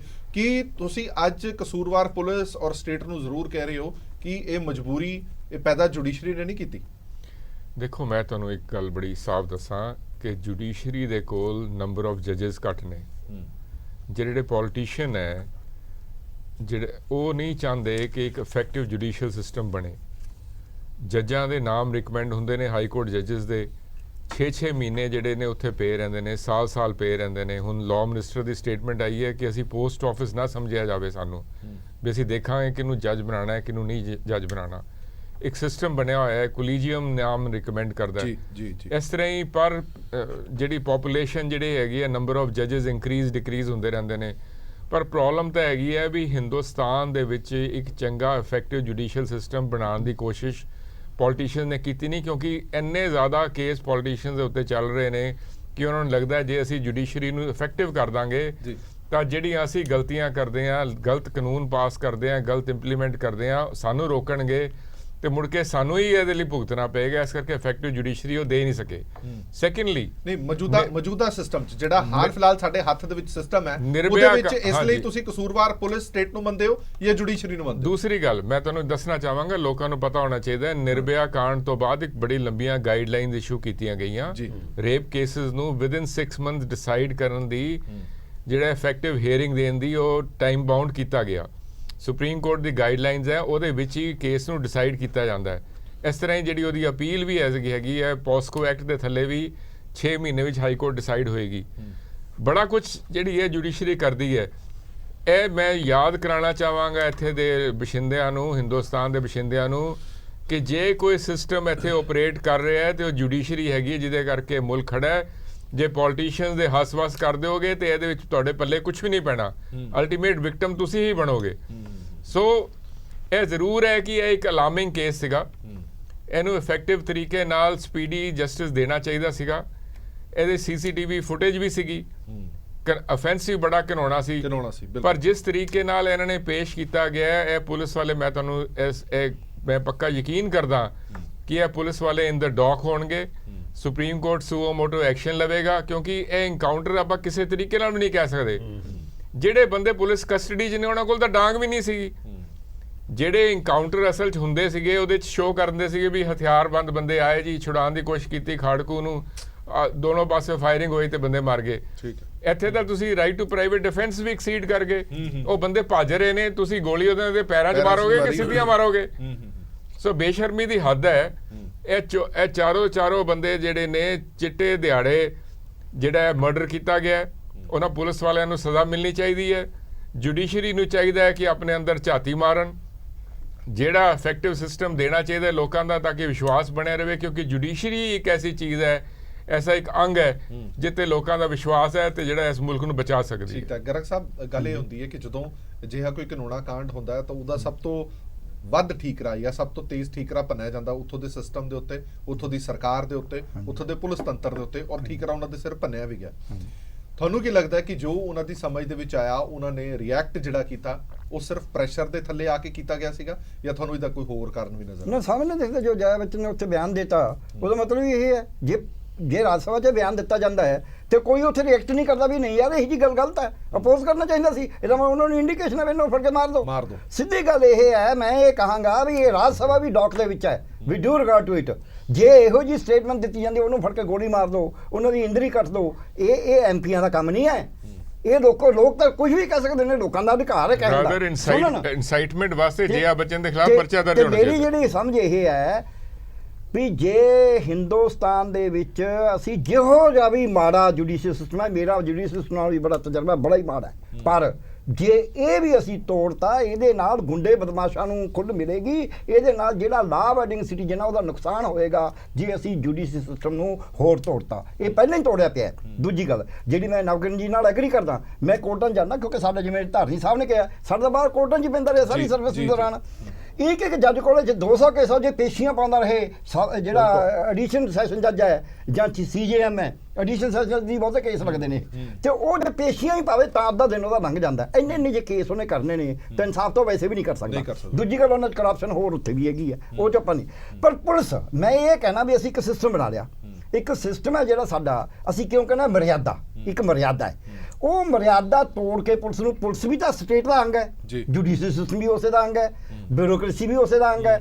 ਤੁਸੀਂ ਮੈਨੂੰ ਐਂ ਦੱਸੋ ਵੀ ਪੁਲਿਸ ਨੂੰ ਅਧਿਕਾਰ ਹੀ ਨਹੀਂ ਜਦ ਦਿੱਤਾ ਹੋਇਆ, ਉਹ ਪੁਲਿਸ ਉਸ ਅਧਿਕਾਰ ਦੀ ਉਹਦਾ ਮਤਲਬ ਮਰਿਆਦਾ ਨੂੰ ਭੰਗ ਕਰ ਰਹੀ ਹੈ। ਜਿੱਦਾਂ ਸਾਡੇ ਮੁਲਕ ਦੀ ਮਰਿਆਦਾ ਪਹਿਲਾਂ ਪੋਲੀਟੀਕਲ ਪਾਰਟੀਆਂ ਨੇ ਭੰਗ ਕਰਤੀ, ਉਦੋਂ ਬਾਅਦ ਪੁਲਿਸ ਭੰਗ ਕਰਨੀ ਸ਼ੁਰੂ ਕਰ ਦੇ, ਕੱਲ੍ਹ ਨੂੰ ਫਿਰ ਜੁਡੀਸ਼ਰੀ ਵੀ ਭੰਗ ਕਰਨੀ ਸ਼ੁਰੂ ਕਰ ਦੂ। ਮਰਿਆਦਾ ਭੰਗ ਹੋਣ ਨਾਲ ਦੇਸ਼ ਦਾ ਨੁਕਸਾਨ ਹੋਏਗਾ, ਐਜ਼ ਕੰਟਰੀ ਵੀ ਮਾਈਨੋਰਟੀਜ਼ ਦਾ ਨੁਕਸਾਨ ਹੋਏਗਾ, ਔਰਤਾਂ ਦਾ ਹੋਰ ਜ਼ਿਆਦਾ ਨੁਕਸਾਨ ਹੋਏਗਾ, ਕਿਉਂਕਿ ਜਿਹਨੂੰ ਮਰਜ਼ੀ ਫੜ ਕੇ ਫਿਰ ਕੁਝ ਕਿਹਾ ਜਾ ਸਕਦਾ ਹੈ। ਲੋਕਾਂ ਨੇ ਡੈਨ ਕਹਿ ਕੇ ਬਿਮਾਰੀ, ਇਸ ਤੋਂ ਬਾਅਦ ਲੋਕਾਂ ਦੇ ਮਨ ਦੇ ਵਿੱਚ ਡਰ ਪੈਦਾ ਹੋਏਗਾ ਕਿ ਨਹੀਂ ਹੋਏਗਾ? ਬਿਲਕੁਲ ਨਹੀਂ ਪੈਦਾ ਹੁੰਦਾ। ਲੋਕਾਂ ਦਾ ਕਿਵੇਂ ਨਹੀਂ ਪੈਦਾ ਹੁੰਦਾ? ਉਹ ਇੱਕ ਘਟਨਾ ਹੈ, ਉਹੀ ਘਟਨਾ ਜੇ ਐਂ ਹੁੰਦਾ, ਜਿਨ੍ਹਾਂ ਨੇ ਰੇਪ ਕਰਿਆ, ਰੇਪ ਵਾਲਿਆਂ ਨੂੰ ਸਜ਼ਾ ਵੀ ਮਿਲੀ ਹੈ। ਜਿਹੜੇ ਰੋਜ਼ ਉੱਥੇ ਆਪਾਂ ਇਹ ਦੇਖਦੇ ਹਾਂ ਵੀ ਚੋਰੀਆਂ ਕਰਦੇ ਨੇ, ਠੱਗੀਆਂ ਕਰਦੇ ਨੇ, ਉਹਨਾਂ ਨੂੰ ਕਈ ਵਾਰ ਫੜ ਕੇ ਲੋਕ ਵੀ ਮਾਰ ਦਿੰਦੇ ਨੇ। ਫਿਰ ਹੋ ਗਿਆ ਇੱਥੇ ਨਸ਼ਿਆਂ ਦੀ ਜਦ ਵਿਰੋਧ ਮੁਹਿੰਮ ਚੱਲਦੀ ਸੀ, ਉਦੋਂ ਲੋਕਾਂ ਨੇ ਬਾਹਾਂ ਫੜ ਕੇ ਕੱਟੀਆਂ। ਉਦੋਂ ਵੀ ਮੈਂ ਕਿਹਾ ਸੀ ਵੀ ਇਹ ਜਿਹੜੇ ਬਾਹਾਂ ਲੱਤਾਂ ਕੱਟ ਰਹੇ ਨੇ ਆਮ ਭੀੜ ਤੰਤਰ ਗਲਤ ਹੈ। ਫਿਰ ਉਹ ਰੁਕ ਗਿਆ। ਫਿਰ ਆ ਮੀਟ ਦੇ ਨਾਂ ਦੇ ਉੱਤੇ ਕਿੰਨੇ ਬੰਦੇ ਮਾਰਤੇ, ਫਿਰ ਮੀਟ ਵਿਕਣਾ ਰੁਕ ਗਿਆ। ਫਿਰ ਤੁਹਾਡੇ ਕੋਲ ਗਊ ਦਾ ਮੀਟ ਨਹੀਂ ਵਿਕਦਾ, ਫਿਰ ਤੁਹਾਡੇ ਕੋਲ BJP ਵਾਲਿਆਂ ਦੇ ਜਿਹੜੇ ਆਪਦੇ ਬੰਦੇ ਉਹ ਵਪਾਰ ਨਹੀਂ ਕਰਦੇ ਮੀਟ ਦਾ। ਐਂ ਨਾ ਆਪਾਂ ਕਹੀਏ, ਆਪਣਾ ਇੱਕ ਮਰਿਆਦਾ ਹੈਗੀ ਹੈ। ਜਦ ਉਹ ਮਰਿਆਦਾ ਭੰਗ ਹੋਏਗੀ, ਉਹ ਚਾਹੇ ਸਮਾਜ ਦੀ ਹੈ, ਚਾਹੇ ਧਰਮ ਦੀ ਹੈ, ਚਾਹੇ ਉਹ ਸਾਡੇ ਰਾਜ ਦੀ ਹੈ, ਰਾਜ ਦੀ ਮਰਿਆਦਾ ਜਿੱਦੇ ਭੰਗ ਹੋਏਗੀ ਉਹਦੇ ਰਾਜ ਧਰਮ ਤੋਂ ਥੱਲੇ ਅਸੀਂ ਗਿਰਦੇ। ਔਰ ਜਦ ਰਾਜ ਧਰਮ ਤੋਂ ਗਿਰਦੇ, ਭਾਗਵਤ ਪੁਰਾਣ ਦੇ ਵਿੱਚ ਕ੍ਰਿਸ਼ਨ ਜੀ ਨੇ ਜਦ ਕੰਸ ਨੂੰ ਮਾਰਿਆ, ਉਹ ਇਹੀ ਕਹਿ ਕੇ ਮਾਰਿਆ ਵੀ ਇਹ ਰਾਜ ਧਰਮ ਤੋਂ ਗਿਰ ਗਿਆ ਸੀ, ਮੈਨੂੰ ਇਹਨੂੰ ਮਾਰਨਾ ਜ਼ਰੂਰੀ ਸੀ ਕਿਉਂਕਿ ਜ਼ੁਲਮ ਹੋਣ ਲੱਗੇ ਸੀ। ਅੱਜ ਜੇ ਜ਼ੁਲਮ ਹੋ ਰਹੇ ਨੇ, ਸਾਡਾ ਰਾਜ ਧਰਮ ਠੀਕ ਨਹੀਂ, ਸਾਨੂੰ ਰਾਜ ਧਰਮ ਠੀਕ ਕਰਨਾ ਪਊਗਾ। ਹਾਂਜੀ, ਹੁਣ ਦੱਸੋ ਜੀ ਤਾਰਨੀ ਸਾਹਿਬ, ਤੁਸੀਂ ਐਡ ਕਰ ਰਹੇ ਸੀ। ਦੇਖੋ ਮੈਡਮ, ਗੱਲ ਕਰ ਰਹੇ ਸੀ, ਮੈਂ ਇਹਦੇ ਵਿੱਚ ਹੁਣ ਕਿੱਥੇ ਜਿਸ ਤਰ੍ਹਾਂ ਜੁਡੀਸ਼ੀਅਲ ਸਿਸਟਮ ਦੀ ਆਪਾਂ ਗੱਲ ਕਰਦੇ ਸੀ, ਜੁਡੀਸ਼ਰੀ ਨੇ ਉਸ ਨਿਰਭੈ ਕੇਸ ਦੇ ਵਿੱਚ ਫਾਂਸੀ ਦੀ ਸਜ਼ਾ ਕਰਤੀ। ਤੁਸੀਂ ਕੱਲ ਬੜਾ ਇੰਟਰਸਟਿੰਗ ਦੇਖਿਆ ਹੋਣਾ ਹੈ, ਕੁਝ ਅਖਬਾਰਾਂ ਦੇ ਵਿੱਚ ਸੀ, ਇੱਕ ਸ਼ਿਮਲਾ ਦੇ ਇੱਕ ਵੈਜੀਟੇਬਲ ਸੈਲਰ ਨੇ ਆਪਣੇ ਆਪ ਨੂੰ ਪ੍ਰੈਜ਼ੈਂਟ ਕੀਤਾ ਕਿ ਮੈਂ ਉਹਨੂੰ ਸਜ਼ਾ ਦੇਣ ਲਈ ਤਿਆਰ ਹੈਗਾ, ਐਜ਼ ਹੈਂਗਮੈਨ ਮੈਂ ਫਾਂਸੀ ਦੀ ਸਜ਼ਾ ਦਊਂਗਾ। ਕਿੱਡੇ ਸ਼ਰਮ ਦੀ ਗੱਲ ਹੈਗੀ ਆ, ਫਾਂਸੀ ਦੀਆਂ ਸਜ਼ਾ ਤਾਂ ਇਹ ਸਾਰੇ ਸੁਣਾ ਰਹੇ ਹੈਗੇ ਆ, ਇਹਨਾਂ ਕੋਲ ਇੱਕ ਵੀ ਐਗਜ਼ੀਕਿਊਟਰ ਹੈ ਹੀ ਨਹੀਂ ਅੱਜ ਵੀ। ਉਹਨਾਂ ਕੋਲ ਉਹ ਇਸ ਕਰਕੇ ਅਦਾਲਤ ਉਹਦੇ ਵਿੱਚ ਕੋਰਟ ਦੇ ਵਿੱਚ ਬੈਠਾ ਹੈਗਾ ਕਿਉਂਕਿ ਇਹਨਾਂ ਕੋਲ ਐਗਜ਼ੀਕਿਊਟਰ ਹੈ ਨਹੀਂ। ਸੋ ਮੈਂ ਜਿਹੜੀਆਂ ਇਹ ਗੱਲਾਂ ਹੈਗੀਆਂ ਨਾ, ਜਿਵੇਂ ਜया ਬੱਚਨ ਦੀ ਗੱਲ ਕਰਦੇ ਹੈਗੇ ਜੀ, ਅੱਜ ਹਿਊਮਨ ਰਾਈਟਸ ਦੀ ਜਿਹੜੀ ਹੈਗੀ ਆ ਧੱਜੀਆਂ ਅੱਜ ਅਡਾਈਆਂ ਜਿਹੜੀਆਂ ਰਾਜ ਸਭਾ ਦੇ ਵਿੱਚ ਖੜ ਕੇ ਜਯਾ ਬੱਚਨ ਨੇ, ਇਹੀ ਧੱਜੀਆਂ ਜਦੋਂ ਹੋਇਆ ਸੀ ਨਾ ਸ਼੍ਰੀਮਤੀ ਇੰਦਰਾ ਗਾਂਧੀ ਦਾ ਕਤਲ ਹੋਇਆ ਸੀ, ਉਸ ਦਾ ਜਿਹੜੀ ਕੱਲ ਸਟੇਟਮੈਂਟ ਆਈ ਹੈ, ਮਨਮੋਹਨ ਸਿੰਘ ਦੀ ਸਟੇਟਮੈਂਟ ਆਈ ਹੈ, ਉਸ ਵੇਲੇ ਉਸ ਜਦੋਂ ਇੰਦਰਾ ਗਾਂਧੀ ਦੀ ਬੋਡੀ ਪਈ ਸੀ ਉਸ ਦੇ ਵਿੱਚ ਉਹਦੇ ਕੋਲ ਅਮਿਤਾਭ ਬੱਚਨ ਖੜੇ ਸੀ, ਔਰ ਉਹ ਜਿਹੜੀ ਹੈਗੀ ਆ ਸਾਰੀ ਇਨਵੈਸਟੀਗੇਸ਼ਨ ਦਾ ਮੈਟਰ ਹੈਗਾ ਕਿ ਉਸ ਟਾਈਮ ਵੀ ਜਿਹੜੀਆਂ ਹੈਗੀਆਂ ਲੋਕਤੰਤਰ ਦਾ ਘਾਣ ਹੋਇਆ, ਸਿੱਖਾਂ ਦੀ ਜਿਹੜੀ ਹੈਗੀ ਆ ਜੈਨੋਸਾਈਡ ਹੋਇਆ। ਇਹ ਸਾਰੀਆਂ ਗੱਲਾਂ ਜਿਹੜੀਆਂ ਹੈਗੀਆਂ ਉਹੀ ਜਿਹੜਾ ਪਰਿਵਾਰ ਉਦੋਂ ਕੁਝ ਕਰ ਰਿਹਾ, ਉਹੀ ਪਰਿਵਾਰ ਅੱਜ ਰਾਜ ਸਭਾ ਦੇ ਵਿੱਚ ਖੜ ਕੇ ਇਸ ਤਰ੍ਹਾਂ ਦੇ ਬਿਆਨ ਦੇ ਰਿਹਾ। ਮੈਂ ਇਹ ਸਮਝਦਾ ਹੈਗਾ ਕਿ ਇਹਨਾਂ ਚੀਜ਼ਾਂ ਨੂੰ ਲੋਕਾਂ ਦੀ ਇਮੋਸ਼ਨਸ ਬਿਲਕੁਲ ਸਹੀ ਹੈਗੀਆਂ, ਮੈਂ ਲੋਕਾਂ ਦੇ ਨਾਲ ਬਿਲਕੁਲ 100% ਸਹਿਮਤ ਹੈਗਾ, ਕਿਉਂਕਿ ਲੋਕਾਂ ਨੇ ਦੇਖ ਲਿਆ ਕਿ ਸਾਨੂੰ ਇਨਸਾਫ ਮਿਲ ਨਹੀਂ ਰਿਹਾ। ਇਹੀ ਗੱਲ ਜਦੋਂ ਇਹ ਗੱਲ ਕਰਦੇ ਆ ਅੱਜ ਜਯਾ ਬੱਚਨ ਜੀ ਗੱਲਾਂ ਕਰ ਰਹੇ ਆ, ਜਿਹੜੇ 35 ਸਾਲ ਤੋਂ ਜਦੋਂ ਉਹਨਾਂ ਦਾ ਹਸਬੈਂਡ ਉੱਥੇ ਜਿਹੜਾ ਹੈਗਾ ਮੌਕੇ ਤੇ ਹਾਜ਼ਰ ਸੀ, ਉਹ ਲੋਕ ਜਿਹੜੇ ਅੱਜ ਦਰ ਭਟਕਦੇ ਫਿਰਦੇ ਹੈਗੇ ਆ, ਉਹਨਾਂ ਦੇ ਕੇਸਾਂ ਦੇ ਵਿੱਚ ਕੁਝ ਨਹੀਂ ਹੋ ਰਿਹਾ ਹੈਗਾ। ਉਦੋਂ ਉਹਨੇ ਕਿਉਂ ਨਾ ਕਿਹਾ ਕਿ 4 ਦਿਨ ਦੇ ਵਿੱਚ ਫੜ ਕੇ ਇਹਨਾਂ ਨੂੰ ਫਾਂਸੀ ਦੇ ਦਿਓ, ਉਦੋਂ ਲੋਕਾਂ ਨੇ ਕਿਉਂ ਨਾ ਮਾਰੇ ਉਹ ਲੋਕ ਜਿਹੜੇ ਕਰਨ ਵਾਲੇ ਸੀ, ਗਲਤ ਕੰਮ ਕਰਨ ਵਾਲੇ। ਸਿਰਫ ਮੌਕਾ ਦੇਖੀਦਾ ਕਿ ਕਿਹੜਾ ਆਪਣੇ ਫੇਵਰ ਦੇ ਵਿੱਚ ਜਾ ਰਿਹਾ, ਕਿਵੇਂ ਲੋਕਾਂ ਨੂੰ ਖੁਸ਼ ਕਰਿਆ ਜਾਵੇ। ਹਾਂਜੀ ਨਵਕਿਰਨ ਹਰਪ੍ਰੀਤ ਜੀ, ਮੇਰੇ ਖਿਆਲ ਬਹਿਸ ਇਸ ਗੱਲ ਤੇ ਹੋਣੀ ਚਾਹੀਦੀ ਹੈ ਕਿ ਸਾਡੀ ਸੁਸਾਇਟੀ ਰੇਪਿਸਟ ਪ੍ਰੋਡਿਊਸ ਕਿਉਂ ਕਰ ਰਹੀ ਹੈ। ਬਿਲਕੁਲ ਇਹ ਜਿਹੜਾ ਪਰਵਰਸਿਟੀ ਸੁਸਾਇਟੀ ਚ ਆ ਰਹੀ ਹੈ, ਜਿਹੜੇ ਅਸੀਂ ਬੱਚੇ ਪੈਦਾ ਕਰ ਰਹੇ ਹਾਂ ਮੇਲਸ, ਉਹਨਾਂ ਦਾ ਔਰਤ ਪ੍ਰਤੀ ਸਤਿਕਾਰ ਕਿਉਂ ਨਹੀਂ ਹੈਗਾ, ਤੇ ਔਰਤ ਨੂੰ ਜਿਹੜਾ ਹੈਗਾ ਖਿਲੌਣਾ ਕਿਉਂ ਸਮਝਦੇ ਨੇ, ਤੇ ਇਸ ਤਰੀਕੇ ਨਾਲ ਬਿਹੇਵ ਕਿਉਂ ਕਰ ਰਹੇ ਨੇ। ਇਹ ਕਿਸੇ ਨਾ ਕਿਸੇ ਵੱਡੇ ਲੈਵਲ ਤੇ ਸੋਸ਼ੀਓਲੋਜਿਸਟ ਨੂੰ, ਜਿਹੜੇ ਵੀ ਲੋਕ ਟ੍ਰੇਨਡ ਹੈ, ਉਹਨਾਂ ਨੂੰ ਸਟੱਡੀ ਕਰਨੀ ਪਏਗੀ ਵੀ ਸਾਡੀ ਸੁਸਾਇਟੀ ਜਿਹੜੀ ਹੈ ਰੇਪਿਸਟ ਪ੍ਰੋਡਿਊਸ ਕਿਉਂ ਕਰ ਰਹੀ ਹੈ। ਰੇਪਿਸਟ ਨੂੰ ਪ੍ਰੋਡਕਸ਼ਨ ਦੇ ਵਿੱਚ ਰੋਕਣ ਲਈ ਸਾਨੂੰ ਸਹਾਇ ਹੋਣਾ ਚਾਹੀਦਾ। ਇਹ ਨਹੀਂ ਹੈ ਕਿ ਫਲਾਣੇ ਨੇ ਰੇਪ ਕੀਤਾ ਫਾਂਸੀ ਲਾ ਦਿਓ, ਉਸ ਦਾ ਵਿਚਾਰੇ ਨੇ ਕੀਤਾ ਹੀ ਨਾ ਹੋਵੇ। ਸੋ ਇਹਦੇ ਨਾਲ ਜਿਹੜਾ ਹੈ ਨਾ ਸਜ਼ਾ ਦੇ ਨਾਲ ਕਿਸੇ ਨੂੰ ਡੈਟਰੈਂਟ ਇਫੈਕਟ ਹੋਣ ਲੱਗਾ, ਨਾ ਜਿਹੜਾ ਜੁਰਮ ਘਟੇਗਾ। ਜੁਰਮ ਵੱਧ ਕਿਉਂ ਰਿਹਾ ਹੈ, ਸਾਨੂੰ ਇਹਦੇ ਤੇ ਸਟੱਡੀ ਕਰਨੀ ਪਏਗੀ। ਮਾਵਾਂ ਨੂੰ ਆਪਣੇ ਪੁੱਤਰਾਂ ਨੂੰ ਸਿਖਾਉਣਾ ਪਏਗਾ ਵੀ ਬੇਟਾ ਔਰਤ ਦਾ ਸਤਿਕਾਰ ਕਰੋ। ਔਰਤ ਨੂੰ ਵੀ ਇਹ ਕਹਿਣਾ ਪਏਗਾ, ਜਦੋਂ ਘਰ ਪੁੱਤਰ ਨਹੀਂ ਨਾ ਜੰਮਦਾ ਤੇ ਉਹ ਆਪਣੀ ਨੂੰਹ ਦੇ ਉੱਤੇ ਕਹਿੰਦੀ ਤੂੰ ਪੁੱਤਰ ਨਾ ਜੰਮ ਸਕੀ, ਉਸ ਔਰਤ ਨੂੰ ਵੀ ਸੋਚਣਾ ਪਏਗਾ, ਆਪਣਾ ਰੋਲ ਜਿਹੜਾ ਚੇਂਜ ਕਰਨਾ ਪਏਗਾ ਵੀ ਆਪਣੇ ਪੁੱਤਰ ਦੇ, ਆਪਣੇ ਨੂੰਹ ਦੇ ਉੱਤੇ ਇਸ ਚੀਜ਼ ਦਾ ਬੋਝ ਨਾ ਪਾਵੇ। ਧੀਆਂ ਦਾ ਤੁਸੀਂ ਆਪ ਸਤਿਕਾਰ ਕਰੋ, ਧੀ ਜਦੋਂ ਜੰਮੇ ਉਹਦੀ ਖੁਸ਼ੀ ਮਨਾਓ। ਨਹੀਂ, ਸਾਰੀ ਗੱਲਾਂ ਨਾਲ ਸਹਿਮਤ ਹਾਂ। ਇਹ ਸਾਰੀ ਗੱਲਾਂ ਜਿਹੜੀਆਂ ਠੀਕ ਹੈ ਤੁਸੀਂ ਕਹਿ ਰਹੇ ਹੋ, ਪਰ ਸਾਨੂੰ ਸਾਰਿਆਂ ਨੂੰ ਵੀ ਪਤਾ ਹੈ ਕਿ ਅਪਰਾਧ ਹੈ, ਜੁਰਮ ਹੈ, ਇਹ ਸਾਡੇ ਸਮਾਜ ਦਾ ਇੱਕ ਅਨਿਖੜਵਾਂ ਅੰਗ ਵੀ ਹੁਣ ਬਣ ਚੁੱਕਿਆ, ਔਰ ਇਹ ਸਦੀਆਂ ਤੋਂ ਐਵੇਂ ਆ ਰਿਹਾ, ਸਾਡੇ ਨਹੀਂ ਹੈਗਾ, ਸਾਰੇ ਸਮਾਜਾਂ ਦਾ। ਪਰ ਮੇਰਾ ਸਵਾਲ ਇਹ ਹੈ ਕਿ ਐਡਾ ਹੌਸਲਾ ਹੀ ਕਿਵੇਂ ਪੈਦਾ ਹੋ ਜਾਵੇ ਕਿ ਤੁਸੀਂ ਇੱਕ ਕੁੜੀ ਨਾਲ ਰੇਪ ਕਰੋ, ਉਹਨੂੰ ਜ਼ਿੰਦਾ ਸਾੜ ਦਿਓ। ਐਡਾ ਡਰ, ਅਸੀਂ ਜਦੋਂ ਵਾਰ-ਵਾਰ ਕਹਿੰਦੇ ਕਿ ਵਰਦੀ ਤੇ ਡਾਂਗ ਦਾ ਡਰ ਹੀ ਬਹੁਤ ਹੁੰਦਾ, ਉਹ ਡਰ ਇਹਦਾ ਮਤਲਬ ਖਤਮ ਹੋ ਚੁੱਕਾ ਹੈ। ਨਹੀਂ, ਅਸੀਂ ਜਾਨਵਰ, ਸਾਨੂੰ ਇਹ ਦੇਖਣਾ ਪਏਗਾ ਅਸੀਂ ਜਾਨਵਰ ਪੈਦਾ ਕਿਉਂ ਕਰ ਰਹੇ ਹਾਂ। ਆਈ ਥਿੰਕ ਮੈਂ ਇੱਥੇ ਐਡ ਕਰਾਂਗੀ, ਆਪਾਂ ਪਿੱਛੇ ਜਾਈਏ, ਤੁਸੀਂ ਸਟੱਡੀਜ਼ ਹੋਈਆਂ ਨੇ 50% ਤੋਂ ਜ਼ਿਆਦਾ ਜਿਹੜੇ ਹੈ ਬੱਚੇ 15 ਤੋਂ 19 ਸਾਲ ਦੇ ਕਹਿ ਰਹੇ ਹੈ ਕਿ ਡੋਮੈਸਟਿਕ ਵਾਇਲੈਂਸ ਜਸਟੀਫਾਈਡ ਹੈ। ਇਹ ਪਹਿਲਾਂ ਦਾ ਇੱਕ ਰੁਝਾਨ ਹੈਗਾ, ਔਰ ਇਹ ਸਾਨੂੰ ਇਸ ਵੇਲੇ ਕਹਿ ਮੰਨਣਾ ਪਏਗਾ ਲੈਕ ਆਫ ਐਜੂਕੇਸ਼ਨ, ਵੈਲਿਊਜ਼ ਦੇ ਵਿੱਚ ਗਿਰਾਵਟ ਜਿਹੜੀ ਹੈ, ਸਾਡੀ ਇਕੁਐਲਿਟੀ ਸਾਡੀ ਸੁਸਾਇਟੀ 'ਚ ਨਹੀਂ ਹੈਗੀ ਕਿਤੇ ਵੀ। ਔਰ ਅਸੀਂ ਪਹਿਲਾਂ ਤਾਂ ਫੀਮੇਲ ਫਿਟੀਸਾਈਡ, ਅਸੀਂ ਮਤਲਬ ਔਰ ਬੱਚੀ ਨੂੰ ਕੁੱਖ 'ਚ ਮਾਰਨ ਦੇ ਹੱਕ 'ਚ, ਕਿਉਂਕਿ ਸਾਨੂੰ ਪਤਾ ਉਹਦੇ ਨਾਲ ਇਨਸਾਫ ਨਹੀਂ ਮਿਲਣਾ। ਇਹ ਦੇਖੋ ਕਿੰਨੀ ਵੱਡੀ ਤਰਾਸਦੀ ਹੈ, ਮਤਲਬ ਇਸ ਤੋਂ ਵੱਡਾ ਹਿਊਮਨ ਰਾਈਟਸ ਦਾ ਘਾਣ ਕੀ ਹੋ ਸਕਦਾ ਹੈ। ਔਰ ਇਸ ਤੋਂ ਅਗਲੀ ਗੱਲ ਜਿਹੜੀ ਹੈਗੀ, ਆਪਾਂ ਨਿਰਭਇਆ ਦੀ ਗੱਲ ਕਰਦੇ ਹਾਂ ਬਾਰ-ਬਾਰ, ਆਪਾਂ ਉਸ ਤੋਂ ਬਾਅਦ ਫੂਲ ਪ੍ਰੂਫ ਸਿਸਟਮ ਦੀ ਗੱਲ ਕਰਦੇ ਹਾਂ, ਬਟ ਜਾ ਕੇ ਮੋਨੀਟਰਿੰਗ ਤਾਂ ਵੇਖੋ, ਡਾਊਨ ਲਾਈਨ ਮੋਨੀਟਰਿੰਗ ਕਿੱਥੇ ਹੈ, ਨਿਰਭਇਆ ਫੰਡ ਦੀ ਯੂਟਿਲਾਈਜੇਸ਼ਨ ਕਿੱਥੇ ਹੈ, ਉਹ ਕੇਸਿਸ ਕਿੰਨੇ ਕੇਸਿਸ ਨੇ ਜਿਹੜੇ 6 ਮਹੀਨਿਆਂ 'ਚ ਸੋਲਵ ਹੋਏ ਨੇ? ਨਹੀਂ ਹੋਏ, ਬਿਲਕੁਲ ਨਹੀਂ ਹੋਏ। ਔਰ ਅਸੀਂ ਅੱਜ ਵੀ ਸਾਡੇ ਸਿਸਟਮ 'ਚ ਕੀ ਹੈ, ਜੇ ਕਿਤੇ ਰੇਪ ਹੁੰਦਾ ਅਸੀਂ ਬਹੁਤ ਹੱਦ ਤੱਕ ਕੁੜੀ ਨੂੰ ਬੇਟੀ ਨੂੰ ਜ਼ਿੰਮੇਵਾਰ ਠਹਿਰਾ ਦਿੰਦੇ ਆ, ਉਹਦੇ ਕੱਪੜਿਆਂ ਨੂੰ ਨਿੰਦ ਦਿੰਦੇ ਆ, ਉਹਦੇ ਕੁਝ ਹੋਰ ਐਕਸ਼ਨਸ। ਸਾਡੇ ਕੋਲੇ ਕਿੰਨੇ ਐਕਸਕਿਊਜ਼ਸ ਹੈਗੇ ਨੇ ਇਹ ਦੇਣ ਲਈ ਵੀ ਉਹਨੇ ਪ੍ਰੋਵੋਕ ਕੀਤਾ। ਮਤਲਬ ਇੰਨਾ ਕੁਛ ਹੈ, ਸਾਡੀ ਸਾਈਕੀ ਕਿੱਥੇ ਖੜੀ ਹੈ। ਔਰ ਡੈਫੀਨੇਟਲੀ ਸਟੇਟ ਦੀ ਜ਼ਿੰਮੇਵਾਰੀ ਬਣਦੀ ਹੈ, may it be law and order, may it be the social system, may it be the justice. ਇਹ ਸਟੇਟ ਦੀ ਬਿਲਕੁਲ ਸੋਲ ਜ਼ਿੰਮੇਵਾਰੀ ਹੈ, ਕਿਉਂਕਿ ਡੈਮੋਕ੍ਰੈਟਿਕ ਕੰਟਰੀ ਦੇ ਵਿੱਚ ਜਿਹੜਾ ਰੂਲ ਕਰ ਰਿਹਾ ਹੈ ਉਹਦਾ ਹੀ ਜ਼ਿੰਮੇਵਾਰੀ ਹੈ ਕਿ ਉਹ ਨਿਆਂ ਦਵਾਏ ਹਰ ਇੱਕ ਸਿਟੀਜ਼ਨ ਨੂੰ। ਔਰ ਜਿੱਥੇ 50% ਦੇ ਲਈ ਇੰਨਾ ਬਰੂਟੈਲਿਟੀ ਹੋ ਰਹੀ ਹੈ, ਅਨਿਆਂ ਇਸ ਤਰ੍ਹਾਂ ਚੱਲ ਰਿਹਾ ਹੈ, ਉੱਥੇ ਮੈਨੂੰ ਲੱਗਦਾ ਹੈ ਕਿ ਵਾਇਲੈਂਟ ਹੋਣਾ ਵੀ ਇੱਕ ਬਹੁਤ ਵੱਡਾ ਅਪਰਾਧ ਤਾਂ ਹੈ, ਪਰ ਅਸੀਂ ਉਸ ਵੱਲ ਸਟੇਟ ਨੂੰ ਧੱਕ ਰਹੇ ਹਾਂ ਜਦ ਤੱਕ ਅਸੀਂ ਫੁੱਲ ਪ੍ਰੂਫ ਡਾਊਨਲਾਈਨ ਸਿਸਟਮ ਨਹੀਂ ਇਸੇ ਕਰਕੇ ਲੋਕਾਂ ਦੇ ਰਿਐਕਸ਼ਨ ਇਸ ਤਰ੍ਹਾਂ ਦੇ ਅੱਜ ਨੇ। ਵੀ ਸਿਸਟਮ ਨਹੀਂ ਹੈ, ਸਾਨੂੰ ਮੰਨਣਾ ਪਏਗਾ। ਇਸੇ ਕਰਕੇ ਰਿਐਕਸ਼ਨ ਵੀ ਇਸੇ ਤਰ੍ਹਾਂ ਦੇ ਨੇ। ਹਾਂਜੀ ਤਾਰਨੀ ਜੀ ਜਲਦੀ ਮੇਰੇ ਕੋਲ 1 ਮਿੰਟ ਹੈ। ਹਾਂ ਬਿਲਕੁਲ, ਜਿਹੜਾ ਇਹ ਅੱਜ ਦਾ ਵਾਕਿਆਤ ਹੋਇਆ ਨਾ, ਇਹ ਲੋਕਾਂ ਨੂੰ ਬਹੁਤ ਹੀ ਗੰਭੀਰਤਾ ਨਾਲ ਦੇਖਣਾ ਚਾਹੀਦਾ, ਇਮੋਸ਼ਨਸ ਦੇ ਨਾਲ ਨਹੀਂ ਦੇਖਣਾ ਚਾਹੀਦਾ, ਹਾਰਟ ਦੇ ਨਾਲ ਨਹੀਂ ਸੋਚਣਾ ਚਾਹੀਦਾ। 3 ਤੋਂ ਲੈ ਕੇ 5 ਵਜੇ ਤੱਕ ਕਿਹੜੀ ਜਿਹੜੀ ਇਨਵੈਸਟੀਗੇਸ਼ਨ ਹੈਗੀ ਆ ਮੌਕੇ ਤੇ ਜਾ ਕੇ ਹੁੰਦੀ ਹੈਗੀ ਆ, ਔਰ ਸਿਰਫ 4 ਪੁਲਿਸ ਵਾਲੇ ਜਾ ਕੇ ਕਰਦੇ ਹੈਗੇ ਆ। ਕੋਈ ਉਹਨਾਂ ਦੇ ਨਾਲ ਕੋਈ ਫਿੰਗਰਪ੍ਰਿੰਟ ਐਕਸਪਰਟ ਨਹੀਂ ਹੈਗਾ, ਕੋਈ ਹੋਰ ਐਕਸਪਰਟ ਨਹੀਂ ਹੈਗਾ। ਜਦੋਂ ਇਸ ਤਰ੍ਹਾਂ ਦੀਆਂ ਗੱਲਾਂ ਹੁੰਦੀਆਂ, ਰਾਤ ਦੇ ਹਨੇਰਿਆਂ ਦੇ ਵਿੱਚ ਇਸ ਤਰ੍ਹਾਂ ਦੇ ਕੰਮ ਹੁੰਦੇ ਆ, ਮੈਂ ਪਰ ਅਖੀਰ ਦੇ ਵਿੱਚ ਇਹ ਗੱਲ ਕਹਿਣਾ ਕਿ ਲੋਕਾਂ ਦੇ ਇਮੋਸ਼ਨਸ ਦੇ ਨਾਲ, ਉਸ ਪਰਿਵਾਰ ਦੇ ਨਾਲ ਸਾਡੀਆਂ ਭਾਵਨਾਵਾਂ ਜਿਹੜੀਆਂ ਹੈਗੀਆਂ ਬਿਲਕੁਲ ਜੁੜੀਆਂ ਵੀ ਹੈਗੀਆਂ, ਪਰ ਜ਼ਿੰਮੇਵਾਰ ਉਹਨਾਂ ਨੂੰ ਸਜ਼ਾ ਦੇਣ ਦਾ ਕੌਣ ਹੈਗਾ? ਕੀ ਅਸੀਂ ਆਪਣੇ ਹੱਥਾਂ ਦੇ ਵਿੱਚ ਇਸ ਤਰ੍ਹਾਂ ਕਾਨੂੰਨ ਲੈ ਕੇ, ਅੱਜ ਤਾਂ ਪੁਲਿਸ ਨੇ ਜਿਹੜੀ ਹੈਗੀ ਆ, ਅੱਜ ਇੱਕ ਮੈਂ ਤੁਹਾਨੂੰ ਹੋਰ ਦੱਸਦਾ, ਇੱਕ ਰਾਜ ਸਭਾ ਮੈਂਬਰ ਨੇ ਹੋਰ ਗੱਲ ਕਹੀ, ਉਹ ਕਹਿੰਦੀ ਵੀ ਜਿਹੜੇ ਪੁਲਿਸ ਵਾਲੇ ਹੈਗੇ ਆ उनके पास जो हथियार हैं वो कोई सजाने के लिए नहीं, उनको यूज करना चाहिए। की प्रवोक कर रहे हैं तुसी पुलिस दे अज तुसी उन्हां दे हथ रखड़ियां बन रहे हैगे, तुसी उन्हां दे मूंह लड्डूआं दे नाल ओह करा रहे हैगे। ये सारा कुछ खतरनाक हैगा। कल नूं ਇਹ ਤੋਂ ਨੈਕਸਟ ਹੋਊਗਾ ਕਿ ਮੇਰੀ ਲੜਕੀ ਦੇ ਨਾਲ ਇਹ ਹੈ ਉਹੀ ਲੋਕ ਨੇ ਜਿਹੜੇ ਪੁਲਿਸ ਨੂੰ ਗਾਲਾਂ ਵੀ ਕੱਢਦੇ ਨੇ। ਗਾਲਾਂ ਕੱਢਦੇ ਹਾਂ ਬਿਲਕੁਲ, ਜਿਹੜੇ ਰੋਜ਼ਮਰਾ ਜਿਹੜੀ ਹੈਗੀ ਕੱਲ ਨੂੰ ਦੇਖੋ, ਕੱਲ ਨੂੰ ਕਿਸੇ ਦੀ ਬੱਚੀ ਦੇ ਨਾਲ ਇਸ ਤਰ੍ਹਾਂ ਦੀ ਗਲਤ ਗੱਲ ਹੁੰਦੀ ਆ, ਪੁਲਿਸ ਉਹਦੀ ਸੁਣਦੀ ਨਹੀਂ, ਫਿਰ ਉਹ ਗੋਲੀਆਂ ਮਾਰ ਦੂਗਾ, ਉਹ ਕਹੂਗਾ ਮੈਂ ਇਨਸਾਫ ਕਰਤਾ। ਜੋ ਪੁਲਿਸ ਨੇ ਕੀਤਾ ਲਗਭਗ ਮੈਂ ਵੀ ਉਹੀ ਕੀਤਾ। ਠੀਕ ਹੈ, ਮੇਰੇ ਕੋਲ ਸਮਾਂ ਘੱਟ ਹੈ। ਗਰਗ ਸਾਹਿਬ ਇੱਕ ਲਾਈਨ 'ਚ ਹੀ ਕਹਾਂਗਾ ਵੀ ਜਦ ਤੁਸੀਂ ਇਸ ਤਰ੍ਹਾਂ ਦੀਆਂ ਗੱਲਾਂ ਕਰਦੇ ਹੋ, ਸਟੇਟ ਆਪ ਫੇਲ ਹੋਈ ਆ। ਨਿਰਭਇਆ ਕਾਂਡ ਤੋਂ ਬਾਅਦ ਜਿਹੜੀ ਰਾਜ ਕਰਦੀਆਂ ਪਾਰਟੀਆਂ ਨੇ ਉਹਨਾਂ ਦੇ ਬੰਦੇ ਕਹੇ ਜੀ ਕੁੜੀਆਂ ਘੱਟ ਕੱਪੜੇ ਪਾਉਣਗੀਆਂ ਜੇ ਰਾਤ ਨੂੰ ਬਾਹਰ ਨਿਕਲਣਗੀਆਂ, ਕੀ ਇਹ ਪ੍ਰੋਵੋਕੇਸ਼ਨ ਨਹੀਂ ਹੈ? ਕੁੜੀਆਂ ਨੂੰ ਦੋਸ਼ੀ ਠਹਿਰਾਇਆ ਜਾਂਦਾ ਹੈ। ਅਸੀਂ ਸਿਸਟਮ ਦੇ ਤੌਰ ਤੇ ਫੇਲ ਹਾਂ, ਸਾਨੂੰ ਇਹਨੂੰ ਸਟਰੈਂਥਨ ਕਰਨ ਦੀ ਲੋੜ ਹੈ, ਵਿਸ਼ੇਸ਼ ਕਰਕੇ ਸਕੂਲਾਂ ਤੇ ਕਾਲਜਾਂ ਦੇ ਵਿੱਚ ਲੋਕਾਂ ਦਾ ਜਿਹੜਾ ਅਸੀਂ ਕਹਿੰਦੇ ਵੀ ਅਸੀਂ ਰੇਪਿਸਟ ਕਿਉਂ ਪੈਦਾ ਕਰਦੇ ਹਾਂ, ਇਹ ਗੋਲੀ ਇਹਦਾ ਹੱਲ ਨਹੀਂ ਹੈ। ਠੀਕ ਹੈ, ਬਹੁਤ ਬਹੁਤ ਧੰਨਵਾਦ ਸਾਰੇ ਮਹਿਮਾਨਾਂ ਦਾ ਇਸ ਪੂਰੀ ਵਿਚਾਰ ਚਰਚਾ 'ਚ ਜੁੜੇ ਰਹਿਣ ਦੇ ਲਈ। ਸੋ ਮੁੱਕਦੀ ਗੱਲ ਇਹ ਹੈ ਕਿ ਇਨਸਾਫ ਦੀ ਗੱਲ ਜਦੋਂ ਹੁੰਦੀ ਹੈ ਤਾਂ ਉਹ ਇਨਸਾਫ ਸਿਰਫ ਅਸੀਂ ਇੱਕ ਜੁਡੀਸ਼ਰੀ ਸਿਸਟਮ ਨੂੰ ਦਿੱਤਾ ਹੋਇਆ ਕਿ ਇਨਸਾਫ ਉੱਥੋਂ ਮਿਲੇਗਾ।